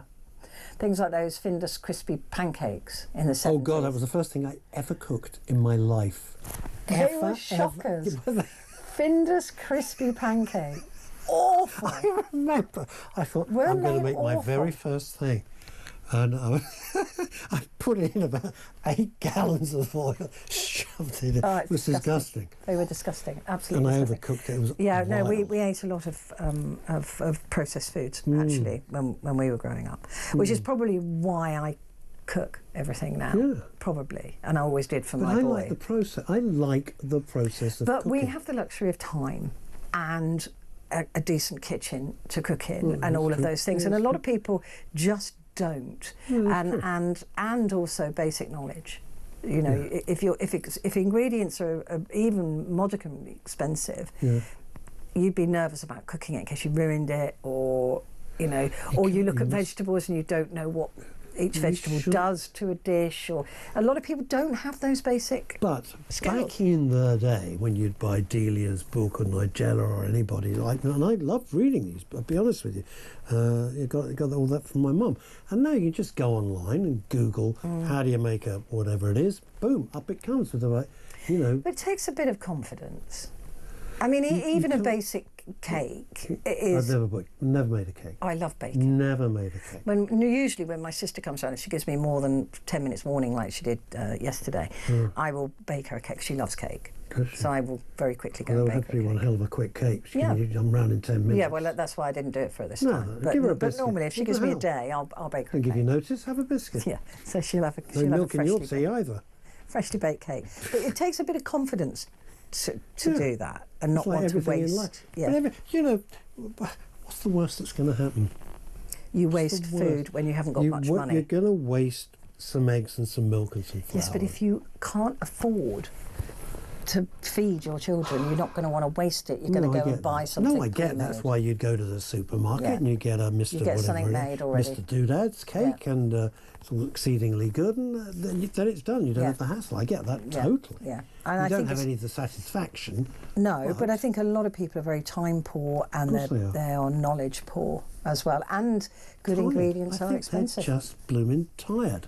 I think people are. I think people are exhausted. I think people are just whacked. But it's terrible. Diets high in ultra-processed foods have been linked to an increased risk of 32 different diseases, Dear God, including diabetes, cancer, heart disease, obesity, and depression.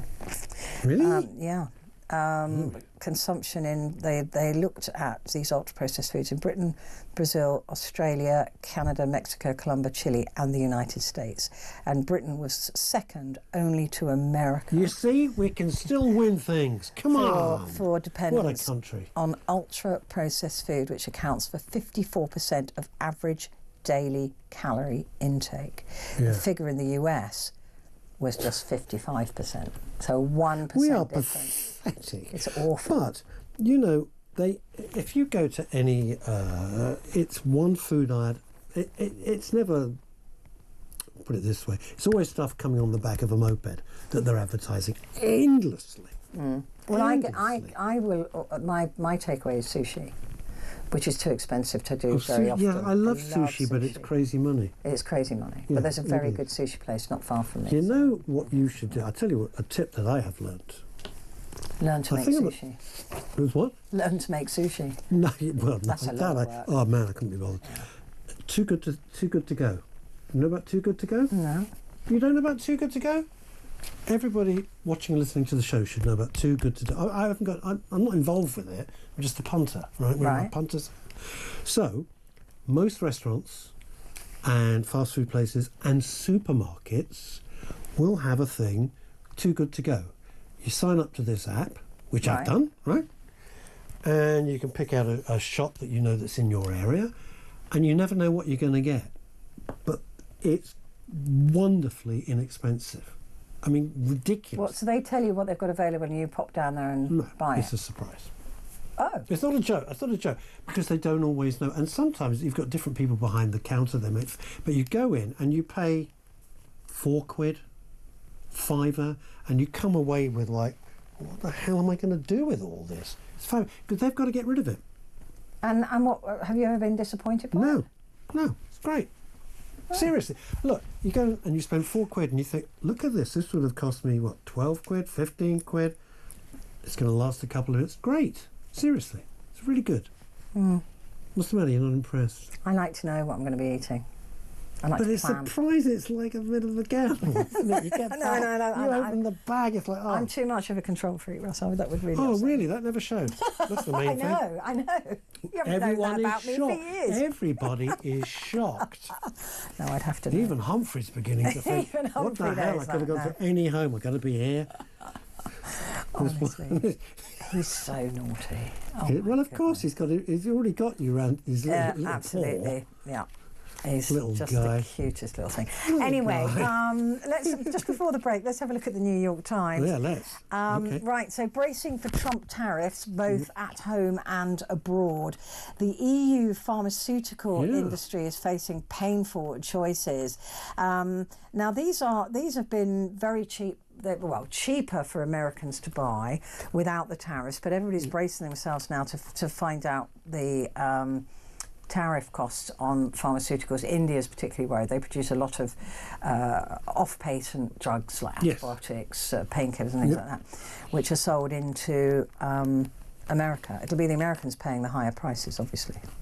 And they can't afford healthcare over there anyway. No. I was amazed when I read. Funny enough, I ringed it because I thought you'd zero in it. Insulin, right? I know. How many people do we know on insulin? Heart treatments, antibiotics. All of these going to be not good. No. Not good at all. It's a real consequences. And the idea that these pharmaceutical companies are going to move their production to America to avoid the tariffs is just nonsensical, because for a start, it's going to take 10, 15 years to build a factory of that calibre. It's nonsense. It's pie. It's literally pie in the sky. So why don't you move there? Oh, right, we're going to build how long is that going to take? Yeah, 10 years at least. Yeah. Pharmaceuticals. You've got what do we got? Ozempic. Yeah. Right. Okay. Cancer treatments, cardiovascular drugs, flu vaccines, and most of them are name brand drugs.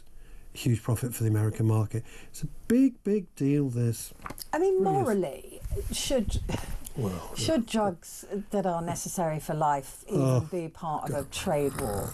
Morally, it's just wrong to me. Like you said. Yeah, but Petrie, wind the whole argument back. Morally, should drugs which cost X and are sold for X times God knows what? I understand that they've got to do the R&D and the endless years of. I could get all that. Of course, it doesn't grow, not from a magic tree, but morally, shouldn't it be part? If you're going to adopt I think that once attitude, you've made your R&D money back in a bit of profit, then they shouldn't. Morally, I agree. But anyway, the whole question of medical care in America is morally bankrupt. Anyway, it's I think. shock. You cannot. People don't understand. They don't understand. Unless You know how you've much it lived takes there. to have a baby in America? $30,000. All right, I'll give you it's the anniversary of the passing of one of my best friends. He lived out in LA. He's originally from Manchester. Fantastic guy, right? We get a scan on the NHS, and it costs $0, right? Mm-hmm. He was in and out in 20 minutes for a scan. $15,000. Thank you very much. $15,000. It's disgusting. People don't know how lucky we are. I know, they really don't. And then you've got politicians at the moment that I can't really name because of the elections coming up, but who would like, like nothing more than to break up the NHS and sell it off. But there you go. That's a very, very long in the tooth argument. Very dangerous thing to want. But anyway, so that's one story there. What else did I find here? Oh, he chases a seat in Canada and China chases him. This is a guy called Joe Tay. He's an actor and journalist. It's a weird combo, isn't it, really? And he's roaming around he's running. God, this type print, it's like Helvetica 0. In Monday's federal election in Canada. Hasn't been able to go and knock on anybody's doors because he can't leave his house. He can't go and talk to any of the voters. And he can't be seen schmoozing at public gatherings. For his own safety, because he's a critic, right, of the Chinese government, they've placed a bounty on him. I don't mean the chocolate bar, I mean a financial bounty. Boom, see what I did there. Offered of $130,000 for information leading to his arrest. That's big. That is a big chunk of change, isn't it? I mean, really. Very interesting that, and China won't rest, I don't think, probably until they've got him. What about Conclave? We know now it's going to start on. That film. Was it good? It was a great film. Yeah, I love it. Ralph Fiennes, can't go wrong. He's fantastic. Stanley Tucci. So Conclave starts on Saturday. I think. No. Is it? When does it start? No, that was the funeral. I think they've decided on the day of Conclave. I think does it start Thursday? 7th. It starts on the 7th. So the conclave will start then. My producer reckons it will be a really quick conclave. That they'll have somebody. Why? Because she's Italian and she knows these things. She's Italian. She Don't knows need to say anything else. No. Full stop. She's Italian. She knows. Yeah. She thinks it will be really quick. This time. Probably got a relative in there. Yeah. Probably. Could be. Like a cousin. Maybe it's her. Could be her. Could be her. She could be the next. Did she say I may not be around after Thursday? Yeah, she did. Yeah. But I won't forget you. I won't forget you, my son. Yeah, something like that. That was the clue. So there you go. I wonder why she had that huge hat on. Yeah. And the mitre. I thought it's a bit odd. Gab. No, what's wrong with you, Gab? That's what's happening. That's what's happening. Okay. We've got to take a break, and when we come back, we'll start to look through the UK papers.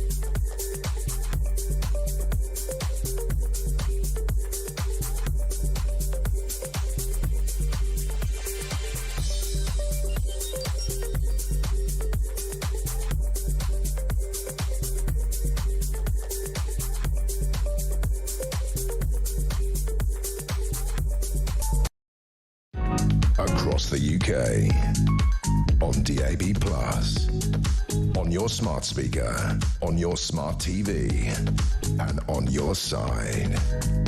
This is Talk.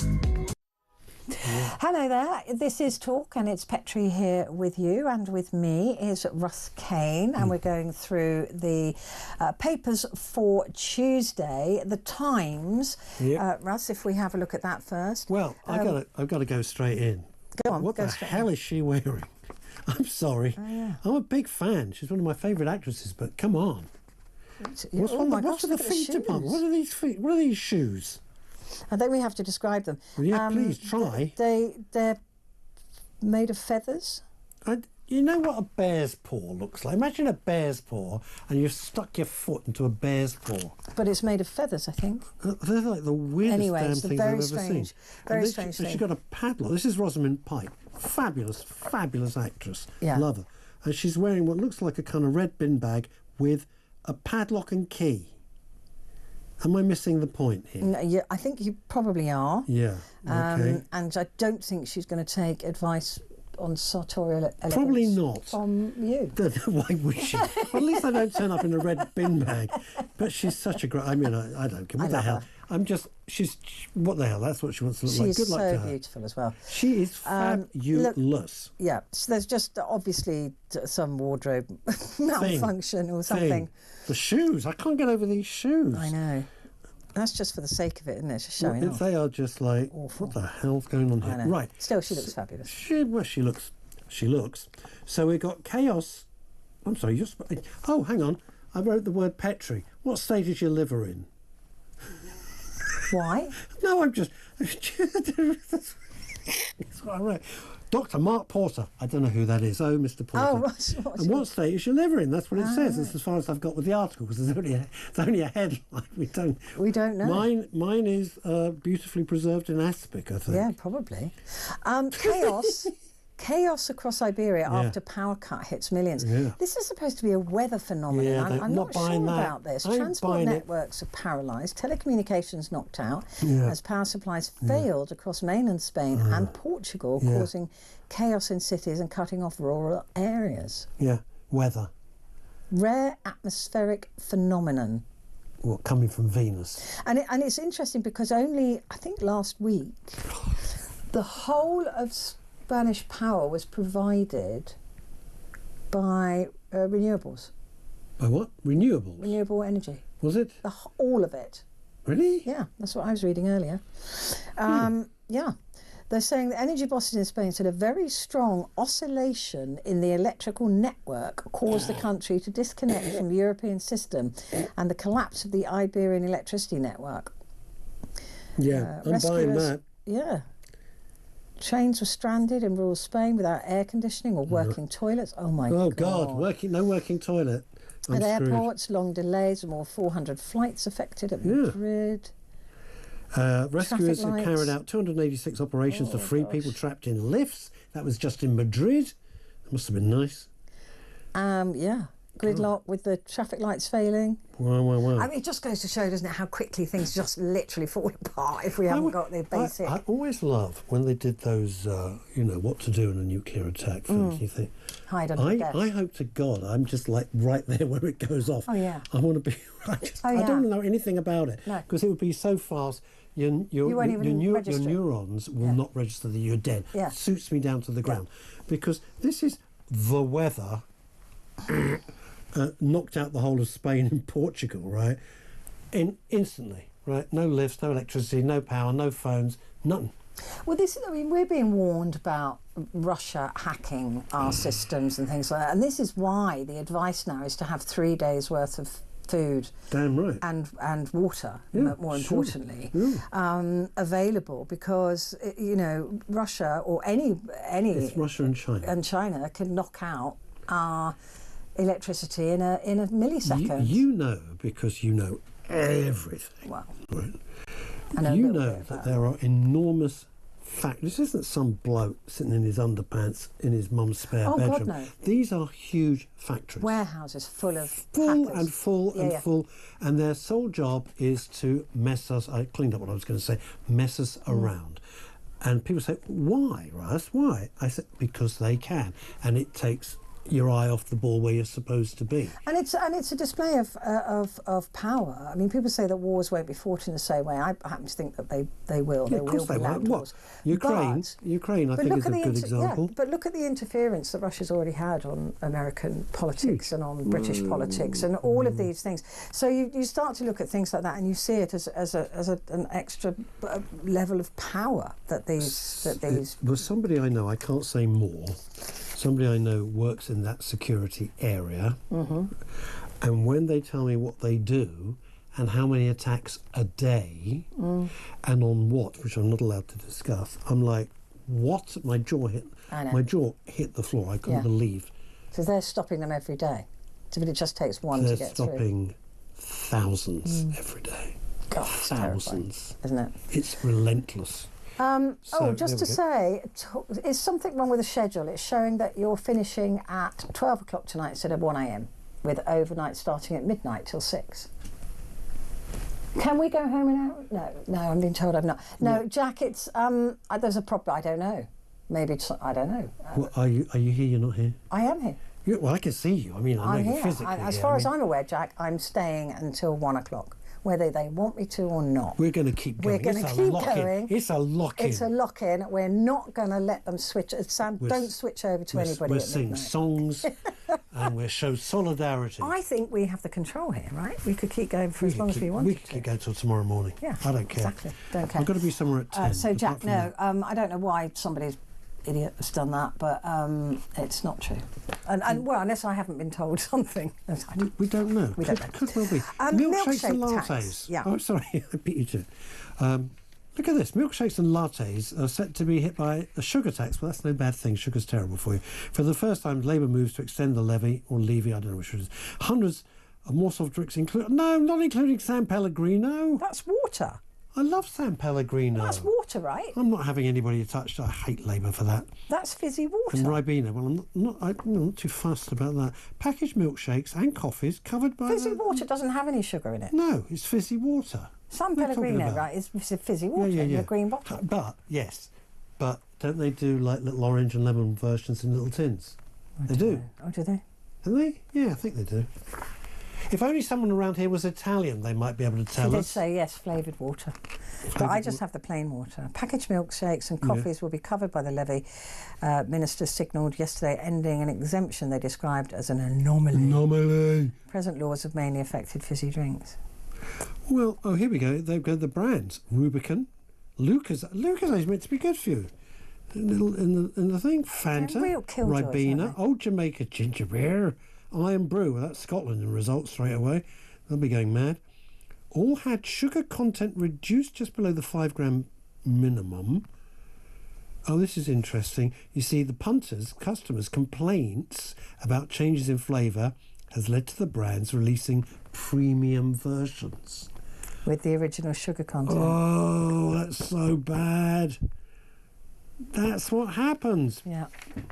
Listen, just face it. Everything is going to be. Everything's just going to be taxed. That's it. Well, Simple as that. We're going to be broke, and there's nothing we can do about it. We've got to take a quick break, but we will be back in just a moment.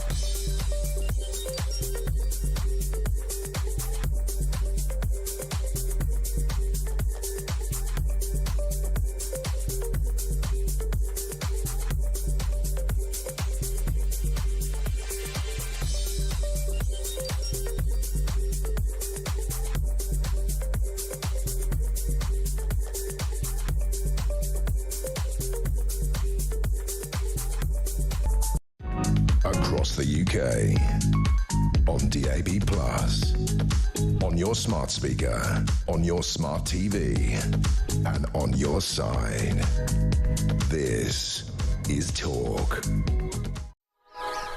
Hello there, this is Talk, and it's Petrie with you, and with me is Russ Kane, writer, broadcaster and celebrant. Let's turn our attention to the Daily Telegraph.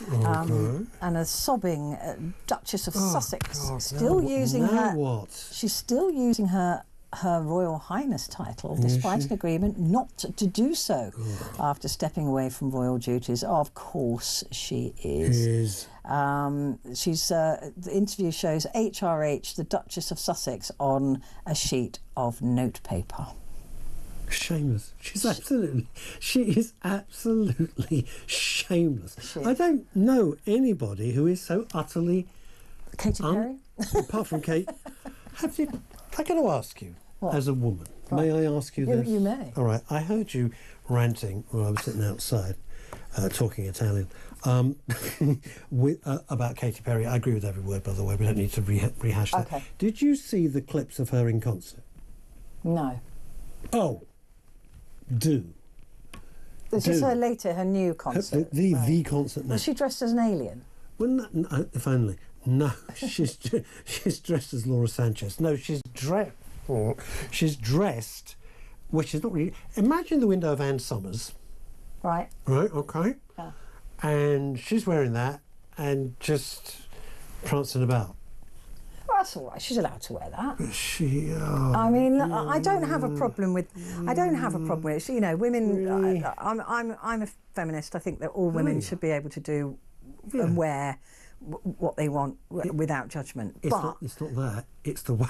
It's the way she's moving. Oh yeah. And I am far from a prude, as you well know. However, I've got to say, look, please take some lessons from a dancer, for God's sake. I think the industry really just wants to sexualise these women, and they think that if they don't become that sexualised, they won't get the backers or the money or whatever. Do I? You know, I mean, I only do that on my days off. I know that. I understand that. And it's very lucrative. That's what I've been told. Can't say by whom. OnlyFans. Can you imagine the horror? You would make a fortune. Are you kidding? Not dressed in Ann Summers stuff. You would make... How much would Petrie... I bet people are writing in now. Yes, please. No way. Oh, honestly, I suppose if you had to throw up for some reason, Stop it! No, stop putting stuff down. Anyway, speaking of throwing up, yep, there on the front page of the Telegraph is me again, managing to cry this time convincingly from both eyes, not just the left eye, which is quite a trick. Okay, so there's that. Interesting here. The Telegraph picked up something that we were just talking about, all this chaos in Spain, right across Spain and right across Portugal. Net zero blamed for blackout chaos. This is what I was saying, that they were using only renewables up until about a week ago. And I hadn't I hadn't seen this angle, but yeah, that may be to do with it. I'm really... Left eye or right? Better, worse, better, worse. A reliance, on net zero energy... It left Spain, I'm struggling here, left Spain and Portugal vulnerable to the mass blackouts regarding the region. Wow, yesterday what's believed to be Europe's largest ever power cut. Tens of millions of people. Holy moly, that's a lot. And the cause of this electricity grid, blah, blah, blah, blah, net zero. Net zero is a nightmare. Well, yeah, because presumably they thought that they could sustain it for longer than... an hour? We'll find out, yeah. Longer than half an hour. Quite. That's very, very good. Right, sex criminals banned from asylum in the UK. Thank God. Sex offenders are to be barred from gaining asylum under new law announced by the Home Secretary. Why isn't this a thing anyway? Because if they're asylum seekers and they are sex offenders... Yeah, what are they doing here? Yeah, I'm just... I'm amazed that has to be a new law.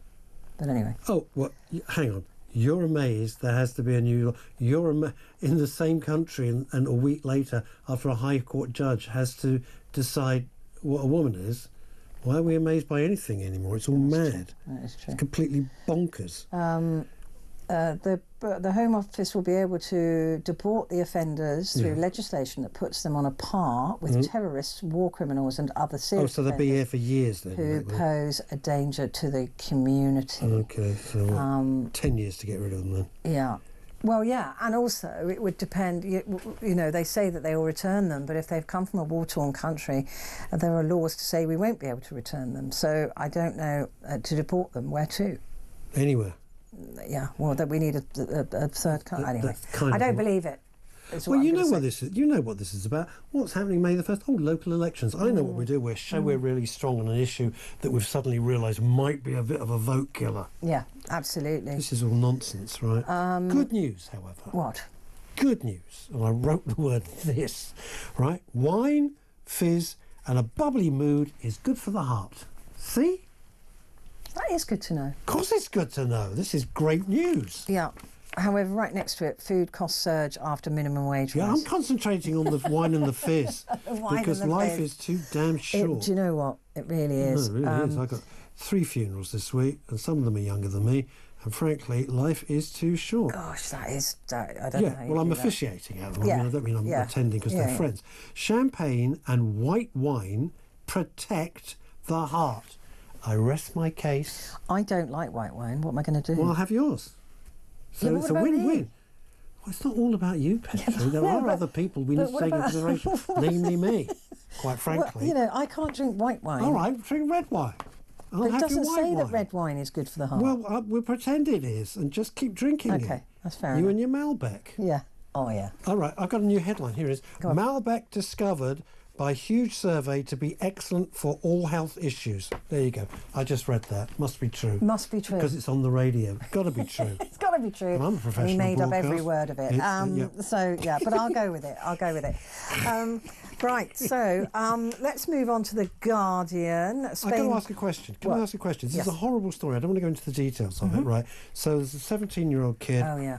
This is a horrible, horrible story, but there's a point I want to ask you. It's a newly qualified driver who's going along there. He's killed 3 teenagers in a crash and left other people with horrible, life-changing... It's ghastly. Everything about it is awful.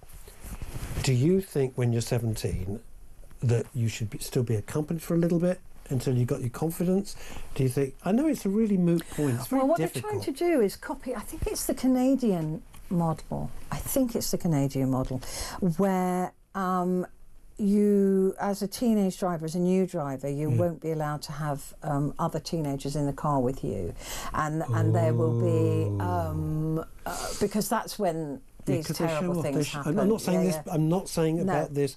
But the there is likelihood a is, propensity to show off teenagers. Yeah, and they want it, to be that you can't travel with other people of your own age, and also that there are sort of time limits, late at night or very early in the morning that you wouldn't be able to drive. I think something's got to come in, but they always say teenage drivers. What if somebody in their 40s has just learnt to drive? Would that apply for them as well? I guess it would. Well, I think there's somebody...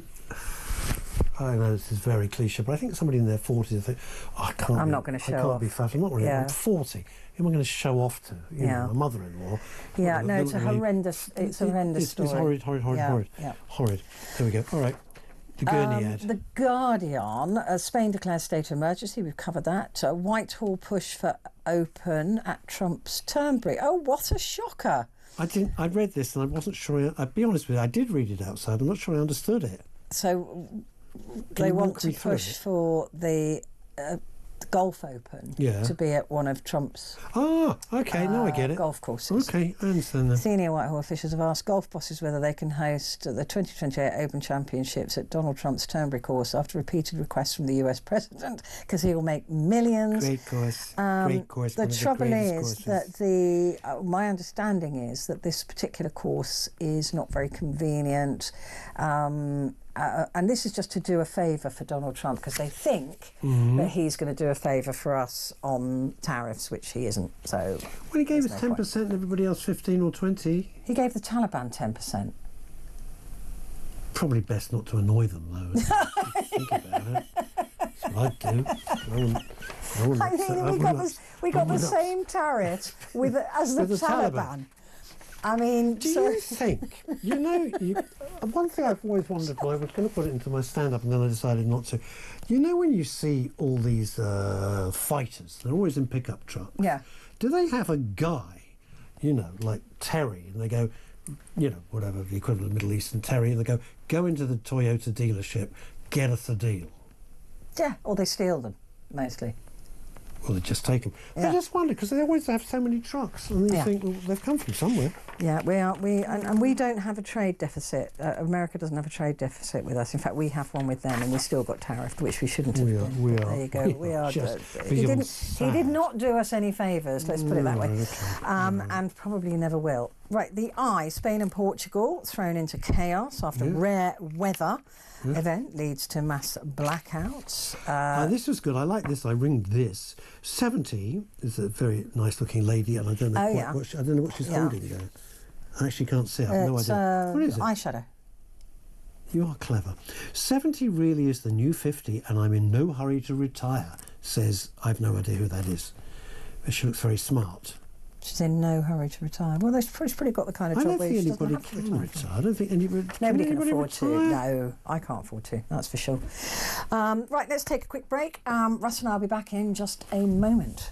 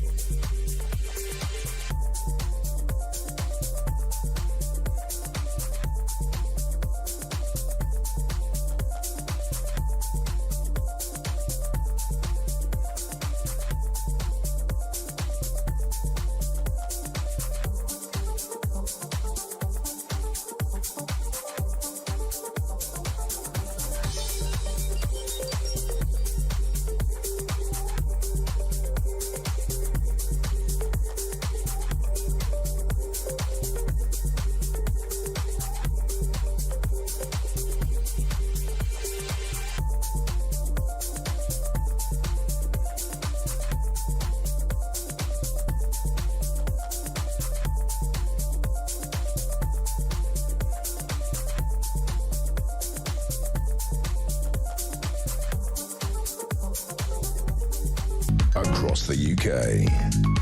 On DAB+, on your smart speaker, on your smart TV, and on your side. This is Talk. Hello there, this is Talk and it's Petrie and Russ Kane going through Tuesday's newspapers. I'm only going to go to the Metro because it's a very good headline. It's a good headline. Pain as Spain, mainly off the mains. It's very good. I would love to write that. It's a good sub-ed job. I don't want to go backwards, but I'm going to with the iPaper. Here's the thing, there's a little thing. I can't read the article because we only get the front page, right? Because this is produced by Voodoo Magic, somehow tomorrow's papers. And it goes like this. I let go of my old friends when I married, and I don't regret it, says somebody called Esther Walker. I don't know who that is. Picture of a lady. What's all that about? What's that about? Why would you do that? Why would you do that? What kind of person says, yeah, I got married, I've let go of all my friends. I don't want to know you now because I'm married. Look at me. Look at me. I've managed to get married. I've snagged somebody really pretty fabulous. I don't like you. You smell. I mean, what a peculiar thing to do. What a strange thing. Right, Financial Times, again, talking about Spain, and China's economy planners say they can live without US farm goods and energy. That is not good news for Donald Trump. They can live without everything, don't they understand? Who's been fibbing and saying, no, we're making a great deal of China, we're talking. It's like China are going, excuse me, give a no, we're not. China it's embarrassing for him. Anything. This is interesting. This was in M&S, and it's in the FT now, but it was in M&S last week. Because somebody I know went in to try and do something, was moaning about it. A suspected cyber attack on M&S. It's all to do with what we were talking about, the cyber attacks a moment ago. Has wiped around. Wait for this, £700 million. Whoa. Oh yeah, whoa!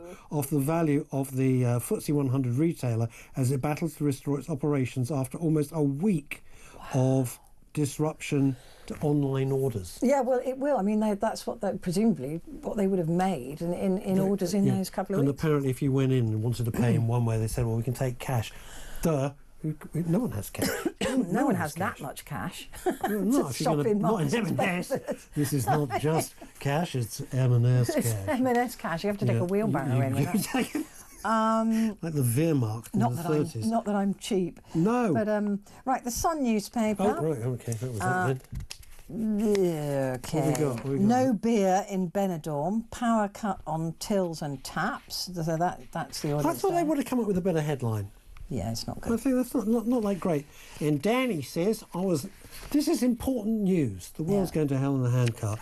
Danny says, I was never as slim as Kylie. No. Okay. And? I don't know what I'm supposed to do with that. I had dinner once with Danny Minogue. Did you? I did. She was lovely. She could not have been nicer. Oh. Did she eat lots?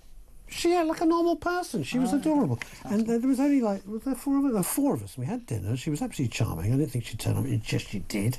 And then she was very nice. And a little while later phoned me, found my number and phoned me personally to warn me about somebody. So I owe her a favour. She was. I haven't spoken to her for a million years, but she was really lovely. Yeah, I very think they're nice. both lovely. Very nice family, by the way. BBC admits stars abuse. You BBC think? chiefs failed to tackle the unacceptable behaviour of a handful of staff in a damning interview review. Internal review. Oh, internal. Sorry. I know, the typeface is like... I keep making up words, though, when I'm reading. Well, I think you should. No one's going to doubt it. So an internal review has found... so we know. We know. I've worked there. We all know this. It's all nonsense. It's not unusual. Are we ever going to see this report? No, of course we're not going to see the report. We're not going to see that. The Daily Mail. Daily Mail, a picture of an android. Now Labour is I mean, that body is unbelievable. Unbelievably horrible. No. Do you like it? But I just think she's... Nothing is real. No, but it's She's art. tiny. You know she's tiny. Yeah. She's like they all are. tiny. They all are. Kylie is as well. She looks like a 7-year-old child. Oh, Kylie is minute. Absolutely minute. I mean, she's not even 5. She's like 4. Honestly, I stepped out of the lift of an old place that I was working, and she was there being... I didn't know she was even in the building, so there was lots of celebrities in the building. And there was this crowd of people by the lift, and I thought, this is really annoying, so I just need to get into the newsroom. And they were all around this little child. Yes, and I thought, I wonder what the little child is doing there. And she turned around, and it was Kylie. And I was like... And I'm only 5'2", right? But I felt tall. I felt leggy. I felt tall. I practically got a nosebleed from how tall I felt. Because she's tiny. Look, honestly, I thought it was a child. Tiny. Anyway, Kim Kardashian, love her or hate her, her body is vavavoom. Whether it's real or not, I don't care. Well, none of it. I don't care. She's made a fortune. Anyway, now Labour is facing a summer of discontent. We knew this was coming. Nurses, teachers and council staff issue strike threats as Tories say Reeves is soft on unions, which I nearly read as onions. Teachers, nurses and council workers... She sweats them down. Rachel Reeves. What are you doing with the unions? Well, really I'm sweating them down, leaving them for a few minutes, Jamie Starr, put some garlic in. Soft. Yeah. So we knew this was coming. We knew this was going to happen. So there you go. Yeah. Disappointed in the Star again. Please put your old sub-editor back on the job, because this is boring now. I'm going to stop doing the Star if you don't. I don't get this headline. Bad Holes vibes. What is that?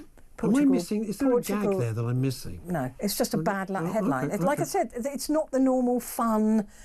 Yeah, good come on, laugh, Daily Star, boffins and pictures of seagulls and orange poodle Donald Trumps. This is just boring. Atmospheric vibration shuts off power for a week. Don't care, Star. Get back to what you're good at. Although there is Elon now chippy. Don't ask me what that is. I have no idea what that is. Ooh. I think that's a looky-likey, Elon Musk. Be. I don't think Elon's popping into a chippy anytime. It's not highly unlikely. Not that kind of chippy, anyway. I'm going to leave you. Oh, I see what you mean. I thought you were being saucy. He is a bit chippy as well, but I mean, Elon. Yeah. The Mirror. Oh yeah, they're taking no prisoners, aren't they? That is a horrid photo.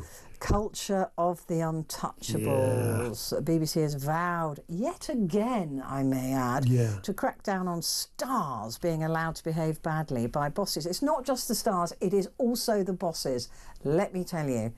A damning report found some celebs felt they were untouchable because they are treated like demigods. They are. In most broadcasting organisations, to be honest with you. Yeah. There is... there is a pecking order. We know that. We've been doing it long enough. You know that. Yeah. And you think, well, why are they getting away with it? Well, we can't. They're a cash cow. If they're a cash cow, you can't touch them. Even when they stop being a cash cow. Precisely so. Yes, warning to stars who abuse power. One staffer said Beeb chiefs made similar vows in the wake of Jimmy Savile and added, why weren't measures imposed back then? I just don't know. It's a mystery worthy of Scooby-Doo. It really is. The BBC will never change. It never has. They won't ever change. And it never will. They never change. When they're defunded, they'll change. Honestly, when I started working there, I thought, because I avoided it for, as you know, for my whole career because of my dad. Because my dad was a BBC guy, my brother was BBC. Yeah. So I never wanted to work there because I was worried that I would be accused of nepotism, being a nepo baby or nepo baby, and so I never wanted to go there. And when my father died, I thought, okay, well, I probably nobody's going to say, well, he helped you get this job because bless him, he was no longer here. Yes. And I went to work there, and I thought that first of all I went to work on World Service, which I loved. Yes. And then I went to work for BBC London, as you know. Yes. And I thought, being in the BBC, it's going to be lovely. They're going to be really supportive. It's not going to be like commercial radio. They're going to be gorgeous and and give you a hug But absolute rubbish. They treated us just as badly. It was disgraceful. I mean, all the way through COVID, I was working and I was broadcasting nationally. I was doing BBC Scotland, BBC Wales, BBC Northern Ireland, and all the local radio stations. I was broadcasting across the entire country. Not one boss phoned me and said, A, thank you, or B, are you okay? Not one. God forbid. Not one. They were. They're ruthless. They are. I wish I could use the language that you and I would use normally. I do remember. Shocking. I do remember walking in one night, and it was you were in such a fury. You were in a fury because I remind you. I'm not going to mention any names. Don't worry, I won't. But they'd published their pay scale. They'd published what they were paying people. Oh yeah. And you went off the deep end. And all the production staff, there was Mel and everybody there. I thought I was going to have to sit there and work out somehow by osmosis how to press buttons, because I thought everyone was going to leave and it was the middle of the night. It's horrendous when you realise everyone just was livid. how badly you're paid the compared to the others. disparity Yeah, no, it was unbelievable. eye-watering. And for one of my colleagues who never pulled the numbers in, but we won't go there. No, we absolutely Ross Kane, will not. We will in the break. Ross Kane, that's it. Thank you very much indeed. Are we done? It's brilliant. Thank you very much indeed. You. Right, coming up though, it's just you and me, and we're going to be talking about ultra-processed foods that contribute to 18,000 early deaths a year. We are slightly behind America, who come in first for this tragedy, but only just. It's absolutely appalling how much of this ultra-processed food now is in the food chain, and how much we are eating and perhaps even don't even know about it. And when you talk about, oh, I don't eat processed foods, I bet you do. And I bet you'd be surprised as to how much of it you do eat. So we're going to be talking about that. So we know it's bad for us, but did you know it was killing you? Give me a call.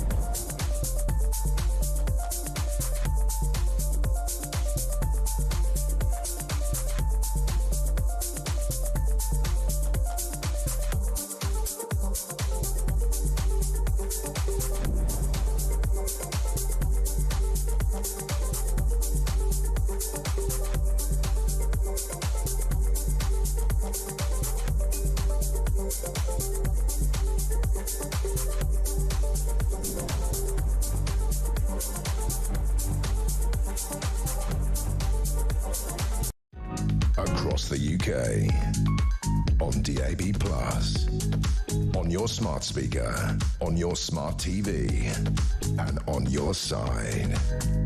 This is Talk.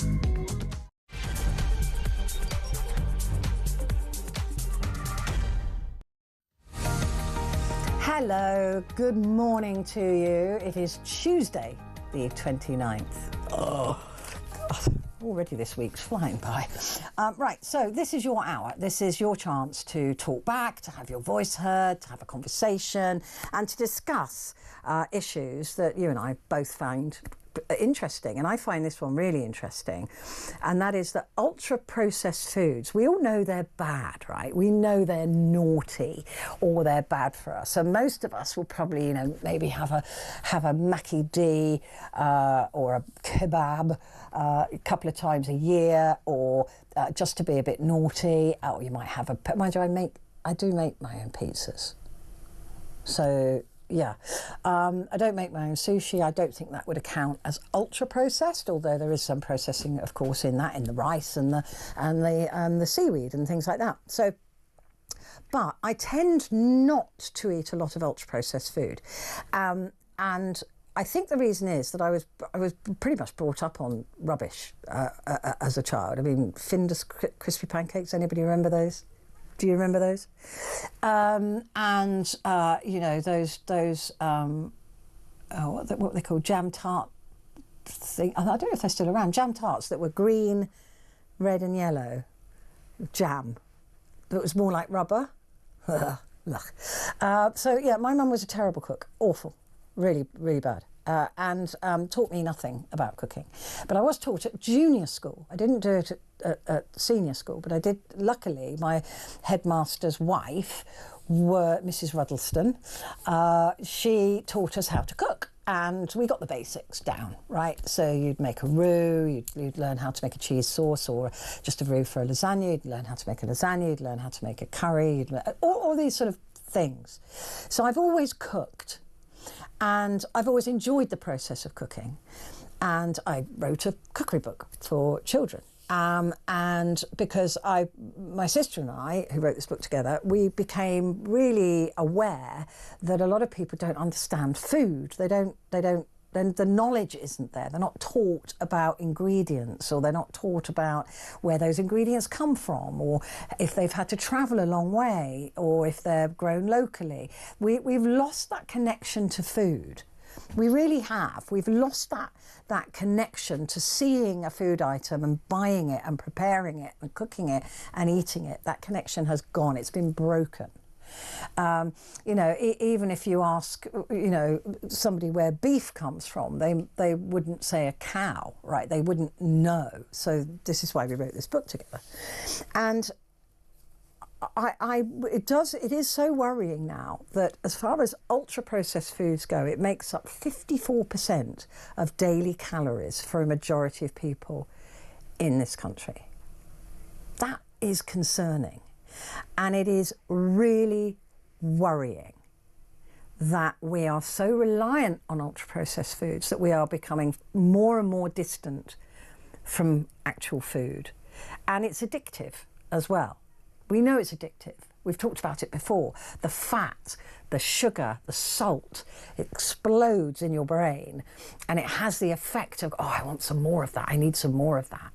So we are becoming addicted to it. I mean, my take on this, the food industry is an absolute criminal.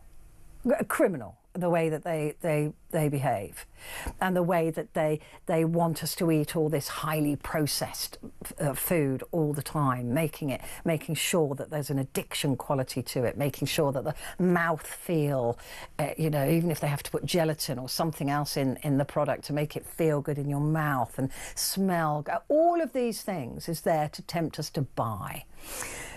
Added to which there is an issue with food poverty. There is an issue with time poverty, because not everybody has always had the luxury of cooking. Like yesterday, Sunday, I decided that I was just going to cook. So during the day, I roasted a chicken, which I then stripped of most of the meat, left some meat on it, on the carcass, put it into boxes. That will do for me and the dogs for treats during the week. I might put a bit of mayonnaise with it. I might do some stuff with it later on in the week. I also made a lasagna, a home-cooked lasagna. And same thing, when it cooled down, I ate a slice, I chopped up the rest of it, put it in boxes. That will serve me for the week, right? So that's what I did on Sunday. I had the time and the energy and the knowledge. Not much knowledge required, but still I managed to do it. A lot of people don't have that. If you've got 4 children, or you live in a very small apartment and you've got or flat, or you're, you know, in a high rise, or you're, you know, struggling with 2 jobs, or you're one day off and you've got screaming kids running around, whatever. You haven't got the time, the energy, the patience, or even perhaps the knowledge to just cook a basic meal. And a lot of people, as I've said to Russ as well, are equipment poor. They don't have the necessary oven that works, or can afford the electricity or the gas to cook with. So all of those things add up to us being more and more reliant on ultra-processed foods. And ultra-processed foods, you know, sliced bread, mass-produced sliced bread, Again, I will bake bread. I mean, I've literally found the quickest, easiest recipe. I'll just bake some bread. And that does me. It's fine. It's just me, though, and a menagerie of animals. Low-fat or sweetened yogurts, ultra-processed. You wouldn't think so. It's yogurt, right? It's just bacteria in milk. No, ultra-processed.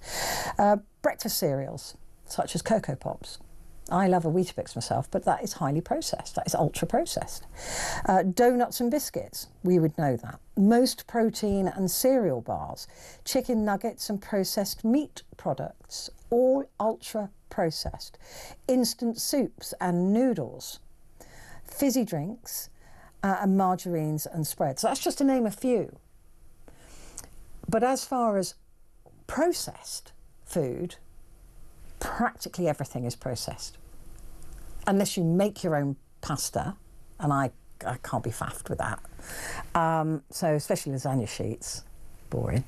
So I buy pasta, dried pasta, whatever. It's processed. Tins of tomatoes, processed. Tomato puree, processed.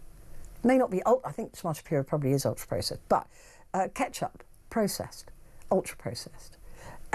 Sugars, salt, sweeteners, all of those things. OXO cubes, chicken stock cubes, they're all processed. So probably, I probably have way more processed food, even though I cook my own food, than I think. The only thing that isn't is if you take a banana and eat it, right? Or an apple. That's not processed. So I think all of us probably eat more processed because it's convenient, it's easy. I mean, it's so easy to make your own pasta, it really is. It's so ridiculously easy, but it's a faff and I can't be bothered and it makes a mess and da-da-da. So I will just opt for the easy way out, as most people do. So we know these ultra-processed foods are bad for us. We know that because we treat them as like, oh, it's a bit naughty, I'm going to have a burger, or it's a bit naughty, I'm going to have a pizza. But did you know it was killing you? Are any of us that aware that it could well be killing us?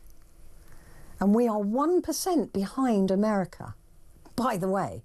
And we look at America and we think, oh, they eat all that chlorinated chicken and that beef full of hormones and all that. Well, I wouldn't catch us eating that. And all those processed foods. We are almost as bad.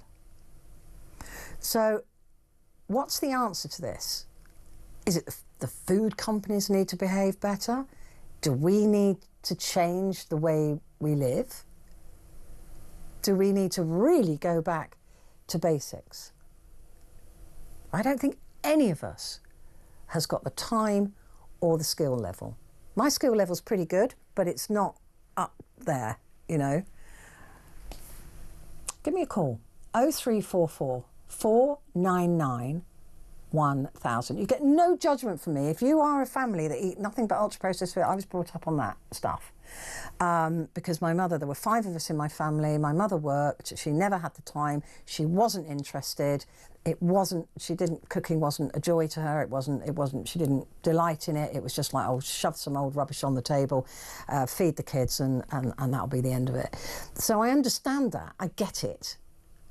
Nobody's going to judge you for it. But how do you break that cycle? How do we get back to eating and having a relationship with food, a proper relationship where we know what we are eating?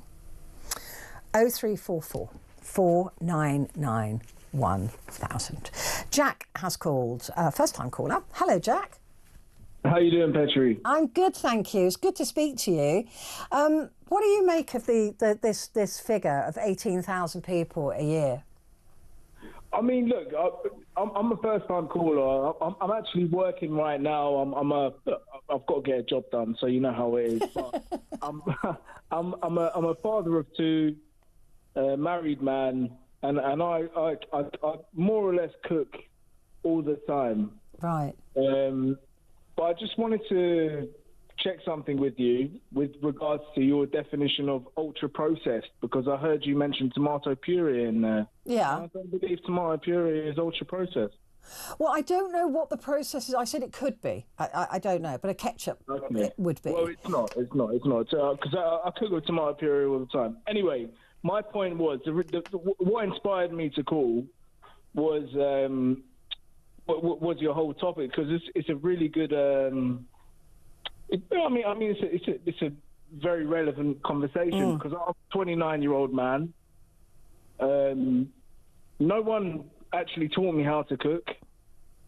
I don't consider myself a great cook, but I know my way around the kitchen. And to be honest with you, I think on the topic of processed foods, you can go to Iceland and you can get, all of this rubbish food for, two for £2 or whatnot.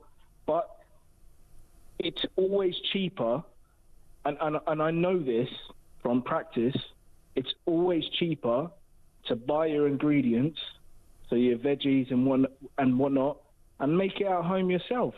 I mean, first of all, I would say that argument about it affecting the people that are not so wealthy is irrelevant, because it's actually cheaper to cook your food yourself at home. Just a couple of things, Jack. I have to come in here and say, hang on.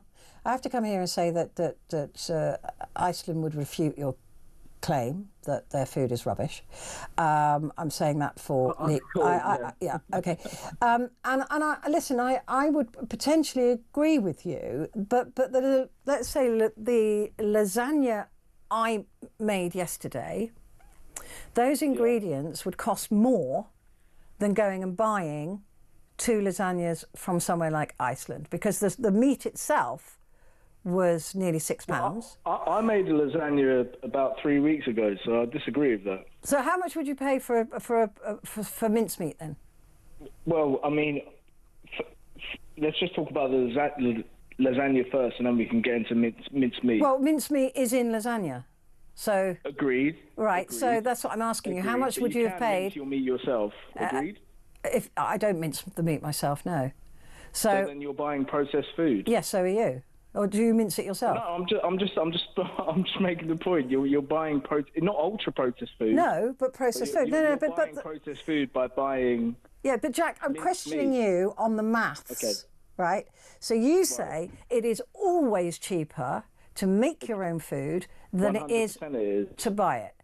Yes. To buy from somewhere like Iceland.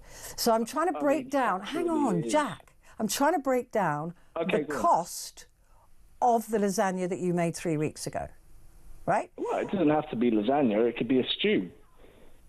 Well, you take your pick. What would you like? Let's say lasagna, because we chose lasagna and you said it is always cheaper to make your own food than it is to go to somewhere like Iceland and buy it. It absolutely is. Right. All right. So we've got 2 lasagnas for £2 from Iceland. How many people are?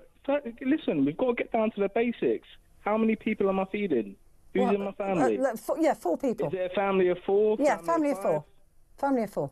Family of 4, right, okay. How much would you spend on those ingredients? You'll have to buy the lasagna sheets. Yeah.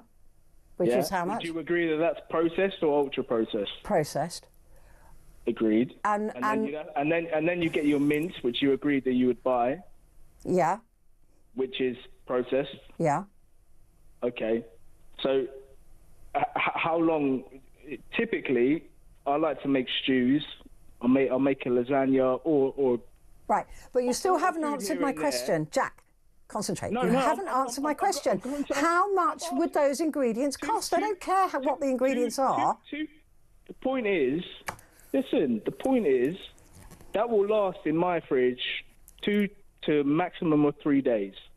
For 4 people? Yeah, so if I'm buying it in bulk, if I'm making a big lasagna, that will feed my family for two days. Okay, 2 days. And a big lasagna how much do you think that will cost? A big lasagna sheets. Yeah. A big lasagna. How many boxes of mincemeat would you use? I'd go half and half. So I'd go pork and beef. I'd go to Aldi. Probably costs about £6. Okay, so that's already £6. Lasagna sheets. Let's say £2. Lasagna sheets are like, I don't know, £1. Okay, so I'll go with £1 if you're happy with £1. You then all the other sundry ingredients, so garlic, onions.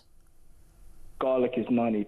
Well, it depends how much garlic you're buying, but yeah. Let's say 90p for garlic, and let's say 20p for an onion. This is just to confirm. This is for like 2 to 3 days worth of food, right? You're saying a large. I don't think you can have a large lasagna that will feed 8 people. I'm telling you. Well, I'm 8 people. Look, 4 people twice, right? Well, I'm a family of 4. All right, so yeah. I've got that. We can. All right. Yeah. So already let's say that's £6, £7. Let's say £8, and I'm not including the milk and then that you need. And then how much does some processed food, ready meals, cost? We're saying that you can get 2 lasagnas for £2. Over the course of 3 days. Okay. 2 days, Let's say 4 lasagnas then. 4 lasagnas. Right. So £2. So that's £4. That's £4. So there you go. So that's not true. Wait, hold on. You've got a family of 4. Yeah, because we've got to make this fair. So you have a family of 4. I've got a family of 4. Mm-hmm. You're going and buying processed food. Yeah. From, let's just say, Iceland. Yeah, 4 lasagnas for 4. And then let's just say no. Let's just say for argument's sake, right? Look, I'm not saying you're wrong. I'm not saying I'm right. But let's just say for argument's sake, you go to Iceland, and you've got a family of 4, and you buy a lasagna, a little £1. No, they're big. You can buy I've seen them. They're quite big. And they're like £2. They'll feed a family of 4. They're quite big. How much do they cost? They're about £2. And they'll feed a family of 4. Yeah. So you're looking at £4. No. And yes, hang on, Jack. You can't just keep changing the rules here. So that's £4 to feed people twice on lasagna. Your lasagna is a minimum of £8. I'm making my point. My point is that I make food at home, and that food will feed us for 2 days, just off basic ingredients, right? Yes. What you're telling me is you're going to go to the shop. Yeah. Yeah. You're going to buy some rubbish, cheap food. Yeah. And that's going to feed your what's your point? I don't understand here. Oh my God, Jack! Really? The point is, you said it's always cheaper to make. It isn't. You've just proved the point. You've just proved it.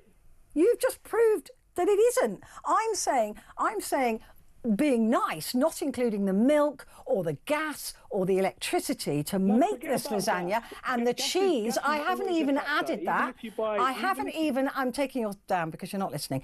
I haven't even added all the ingredients. Your £8 lasagna is probably closer to a tenner, maybe £12, right? Once you put in the electricity, the cheese, the milk, the flour, the cooking time, all of that stuff. It's probably, I'm going to be generous to you, £10. I can go to Iceland or to another store, buy 2 large lasagnas to feed 4 people one day and 4 people the next day for about a £5.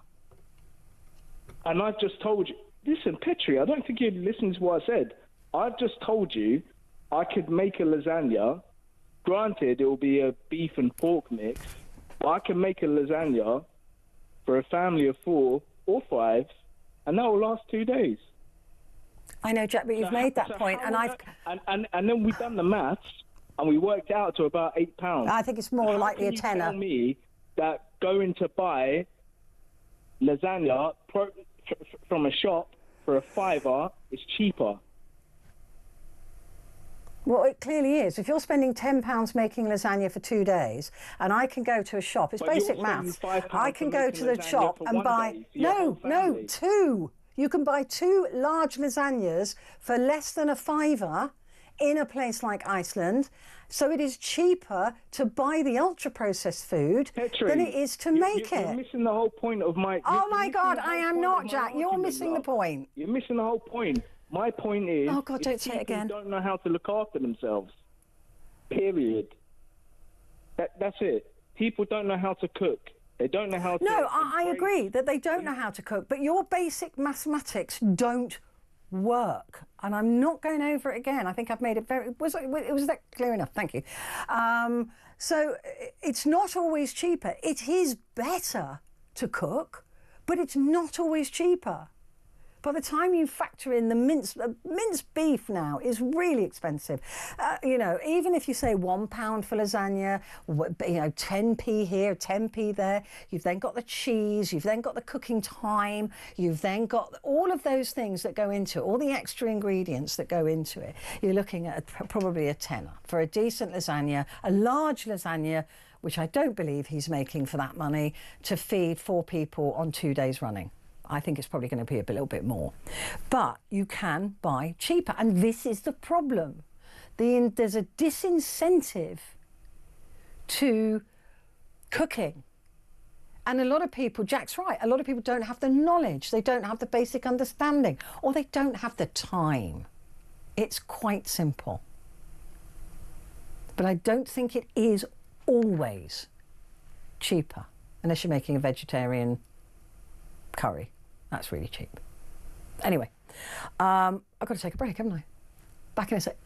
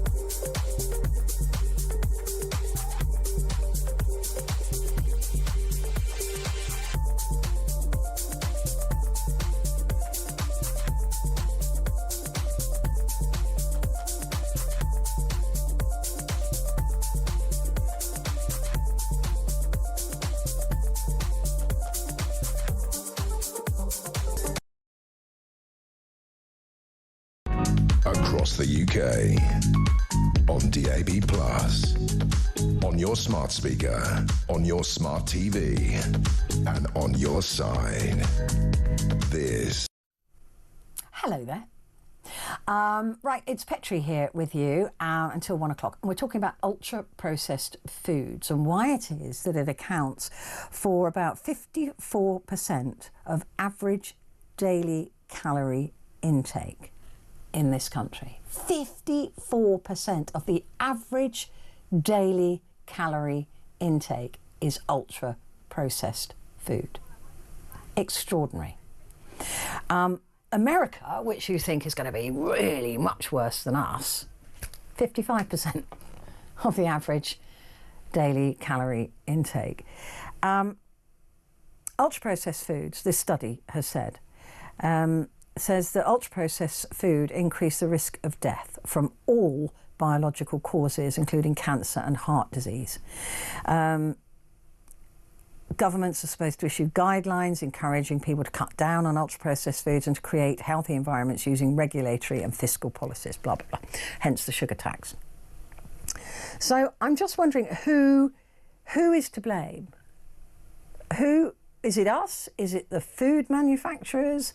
I mean, I think that you often find that not surprisingly, the biggest users of ultra-processed foods are the poorest in our society. And it's all very well to say, oh, just cook. Just cook. You know, it's not that difficult. Just learn to cook. We can all do that, just learn to cook. Well, there's several problems with that. One, people are very time poor. Two, they're very cash poor.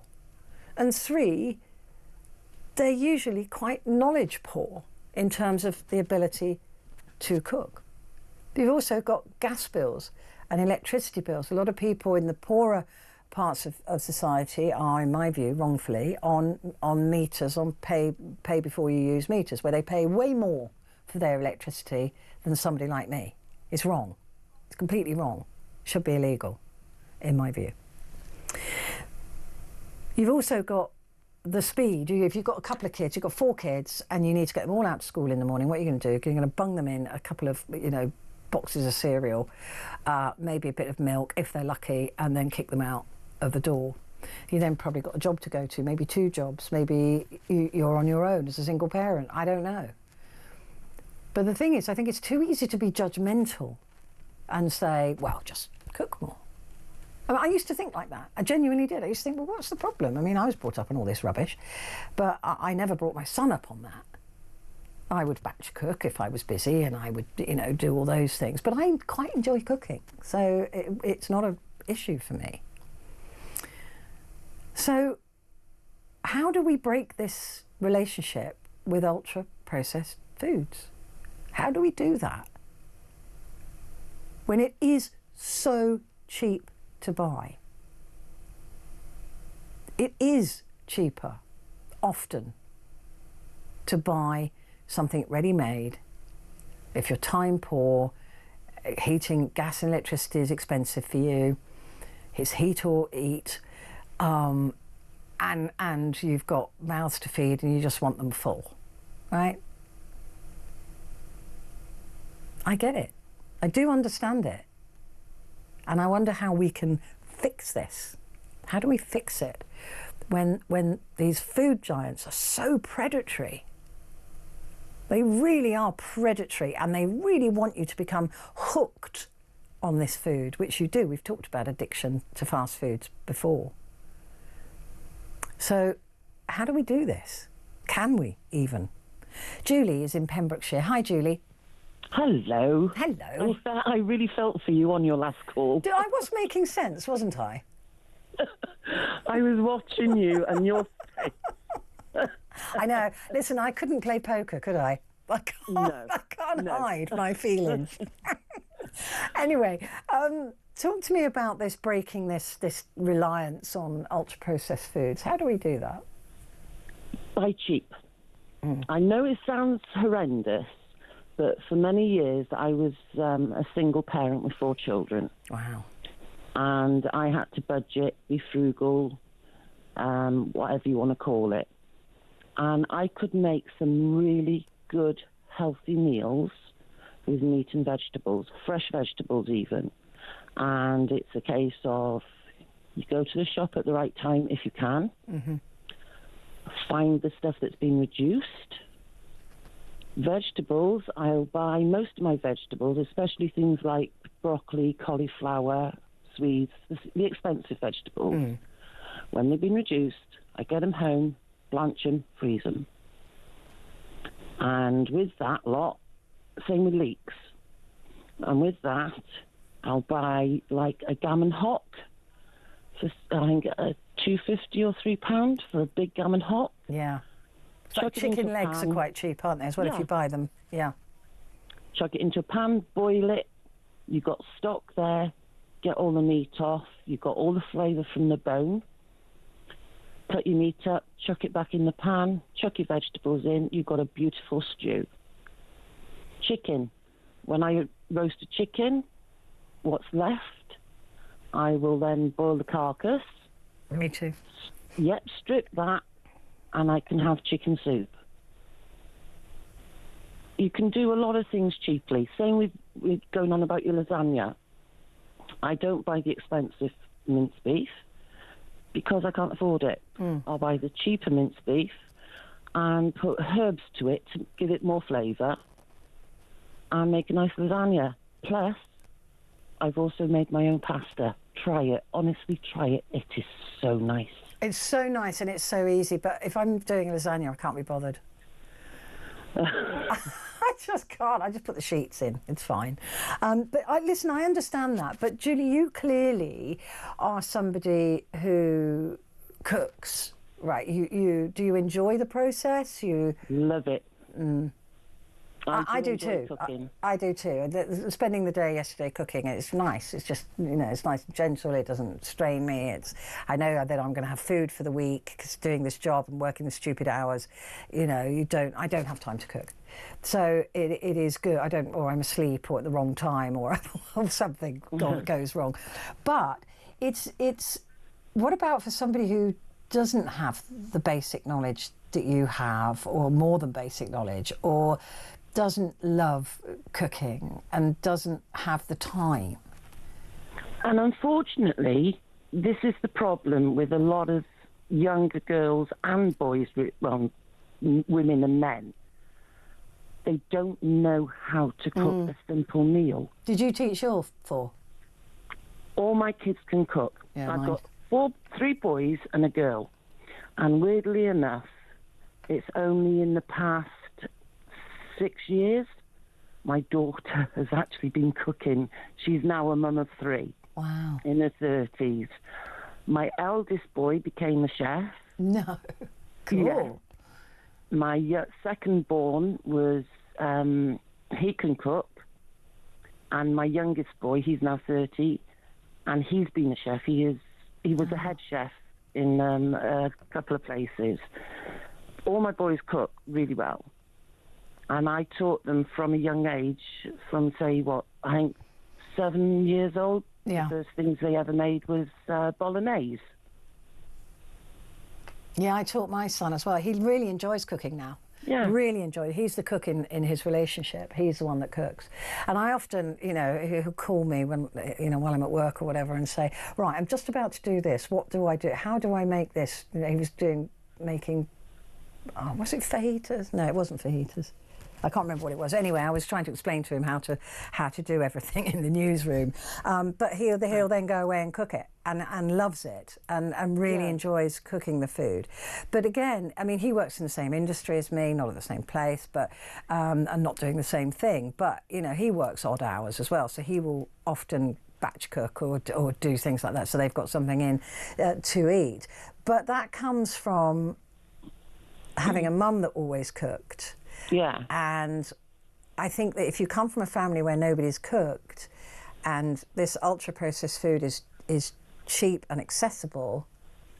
And that's the problem. It's too easy. And it's not always... I mean, not all my meals were healthy meals. We used to have fried stuff. Yeah, me too. I would do all sorts of different types of food. But it feels healthier for you having cooked it, right? Well, like I said, I've always enjoyed cooking from a very, very young age. I even, from age 11, I would make my own quiche Lorraine. Me too. Yeah, I loved making quiche. Yeah. It's so delicious, isn't it? It's so wonderful to make your own quiche. Yeah. And versatile. You can put almost anything in it. Anything. Get rid of all the old broccoli and stuff, yeah. Yeah. But my mum wasn't one that would stand there and say, right, this is how you cook and what have you. I used to watch her and, take mental notes. My kids, I've always shown how to cook from a young age. My daughter was useless. She'd burn water. So my big brother's like that. When he was making mashed potatoes the other day, boiled potato, he was boiling potatoes, and he put butter in the water while he was boiling the potatoes. Have you ever heard of that before? No. Never. Not that one. Absolutely disgusting. My sister and I always joke about it and go, don't let Andrew cook. Just don't let him cook. Julie, it's good to talk to you. Thank you. I've got to take a break. I'm really late. I'll be back in a sec.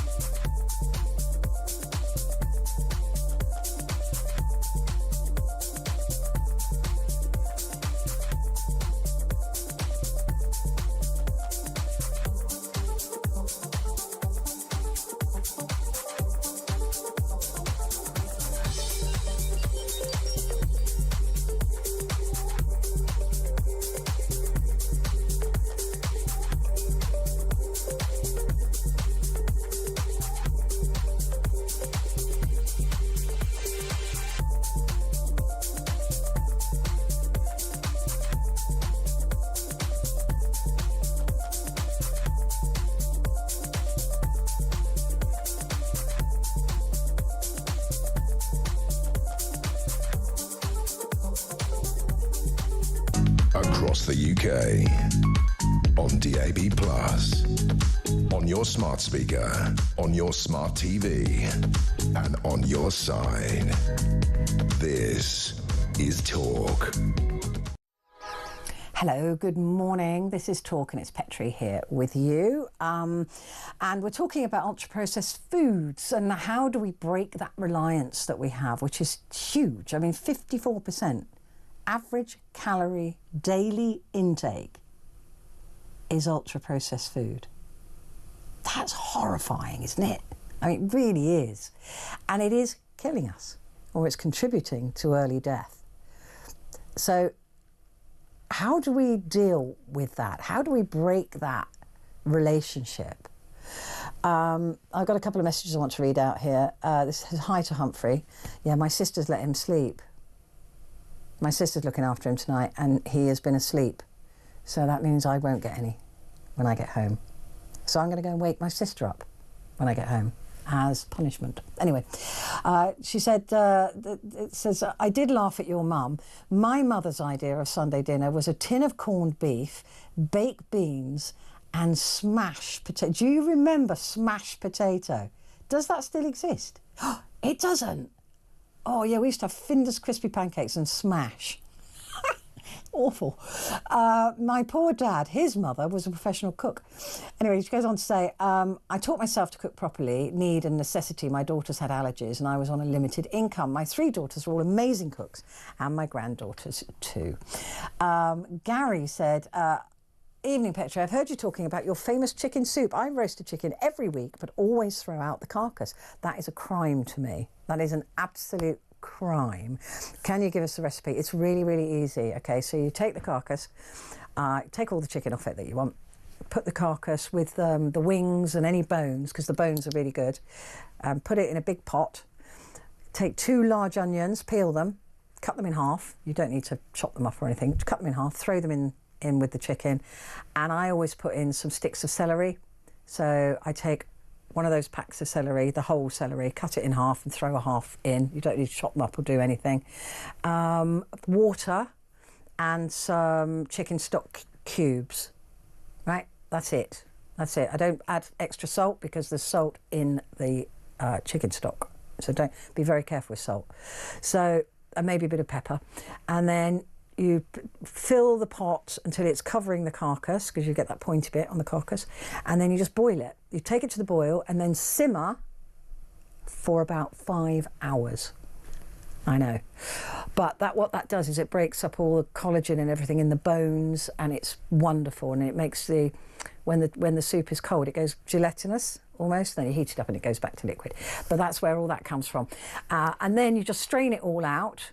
The onions have had the life sucked out of them, and the celery, so they get and the carcass, so that gets now thrown away.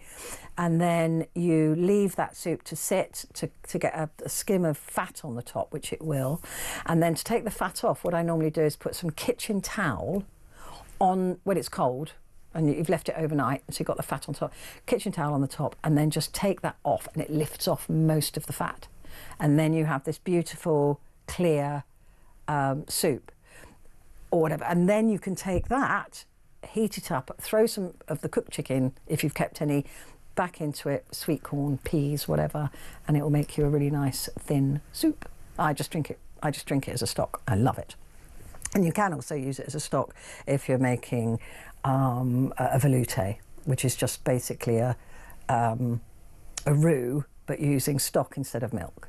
So there you go, that's what a velouté is. Anyway, so that's it.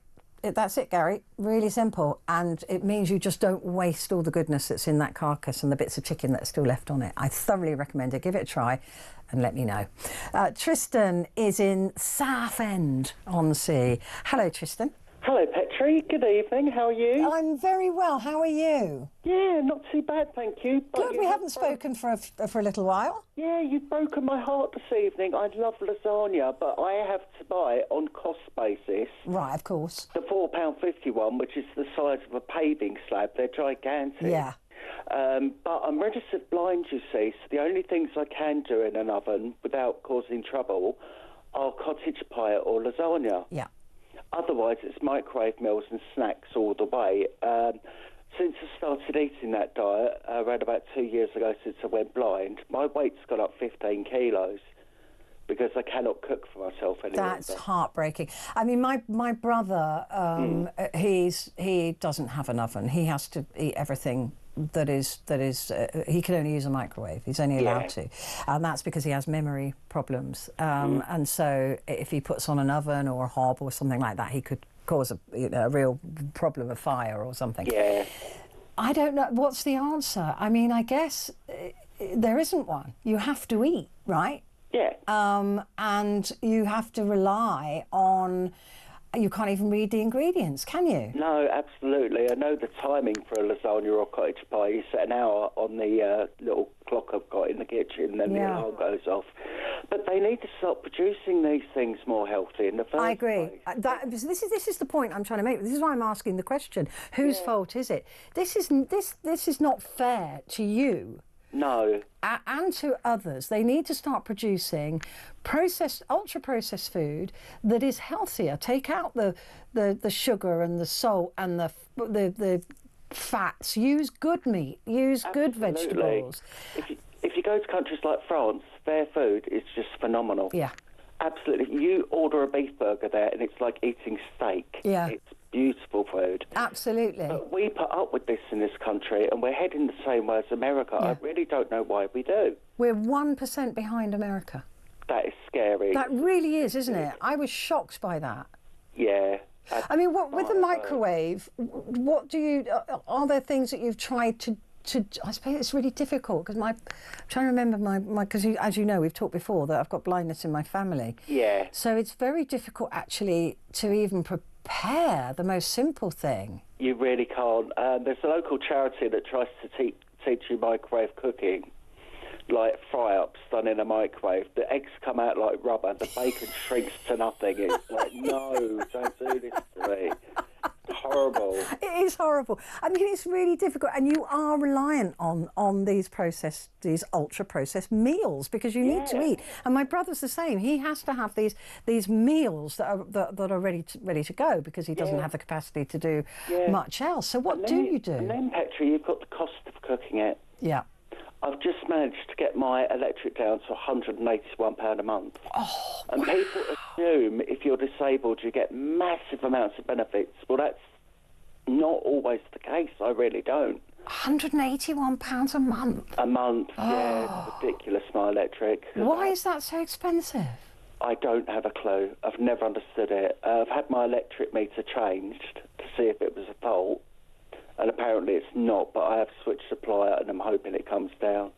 Oh my goodness. Yeah. That is horrific. I mean, I live on my own, well, like a sort of zoo of creatures at the moment, but mine is nowhere near that. Yeah, it's too much. It's just that is too much. That's over half my income. I'm shocked by that, Tristan. That is awful. Yeah. There's something not right there. Yeah, but a lot of people... I mean, I'm not being funny, but you don't exactly need to put the lights on, right? No, absolutely not. But there are people out there on even less money than me, and I just don't know how they survive. And this is what I was trying to explain to earlier on to Jack, right? Yeah. There are people, it's not laziness, it's not stupidity. No. It's a lack of in some cases, ability like yours, but through no fault of your own. It's a lack of time. It's a lack of money. If you have to go to a food bank, you're not exactly going to get Marks and Spencer's quality food from there, right? No, absolutely. So, could you afford to... No, you can't, can you? I was going to say to buy from a place like M&S. I can't afford to buy from a place like M&S, let alone... because it's too expensive. No, I have to go to the cheapest of the cheap for my food, I really do. Yeah. And the other thing is people on key meters, as you were rightly saying earlier, I'm not on a key meter, thankfully, but it's 20% dearer for people on them. It should be a crime. That absolutely infuriates me, that the poorest and the most vulnerable are paying 20% more than the rest of us. It's disgusting. Yes, quite right. And they're paying in advance. Yeah. Mad. So for the privilege of paying in advance, they're paying more. It's ridiculous. It's disgusting. Tristan, I'm going to have a think about your situation. Thank you. All right, I'm going to have a little bit of thinking because I like a challenge.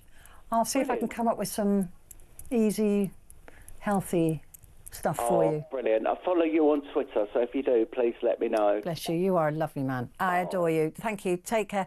Right, I've got to take a quick break because I've messed up this whole hour. So quick break, back in a sec.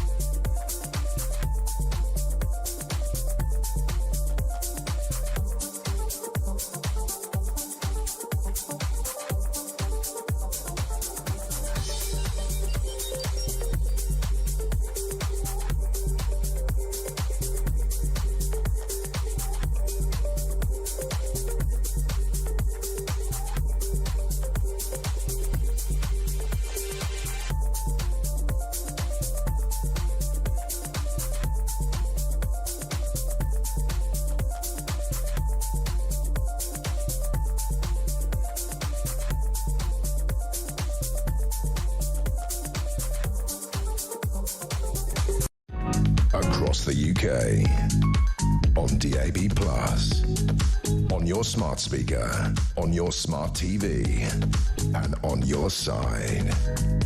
This is Talk. Hello there. Good morning. It is Talk and it's Petrie here with you till the top of the hour. I've got loads more messages. Sam said, good morning Petrie, great show, thank you. I'd like to know when meat became a luxury and instant meals became everyday. Such a good question. If meat was considerably cheaper, people would have a money incentive. And that's from Sam. I completely agree with you. When we were kids, right, it was considered luxury to have anything like a takeaway. I mean, takeaway, forget it. Would never happen, never. Not in my house, anyway. Ian has said, I've just had a baked potato for my supper, 10 minutes in the microwave, absolutely lovely. And that's Ian from Newcastle. I can't do baked potatoes in the microwave. I can't. I need a crispy skin.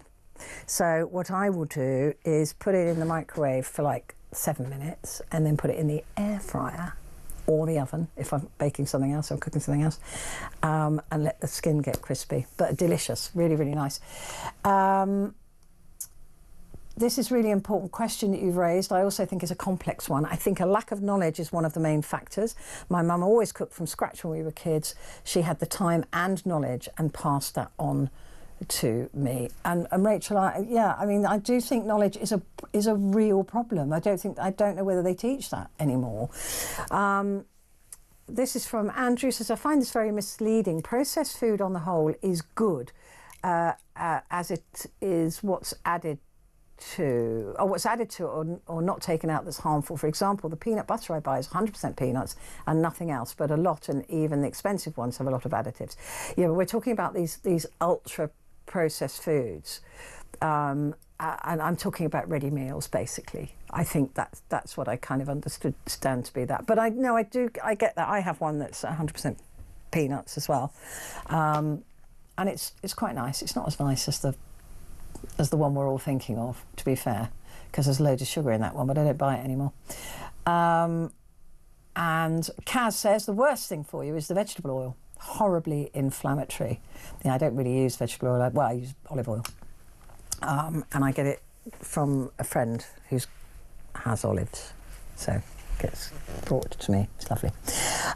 Right, last couple of calls. Let's go to Carol, who's in Manchester. Hi, Carol.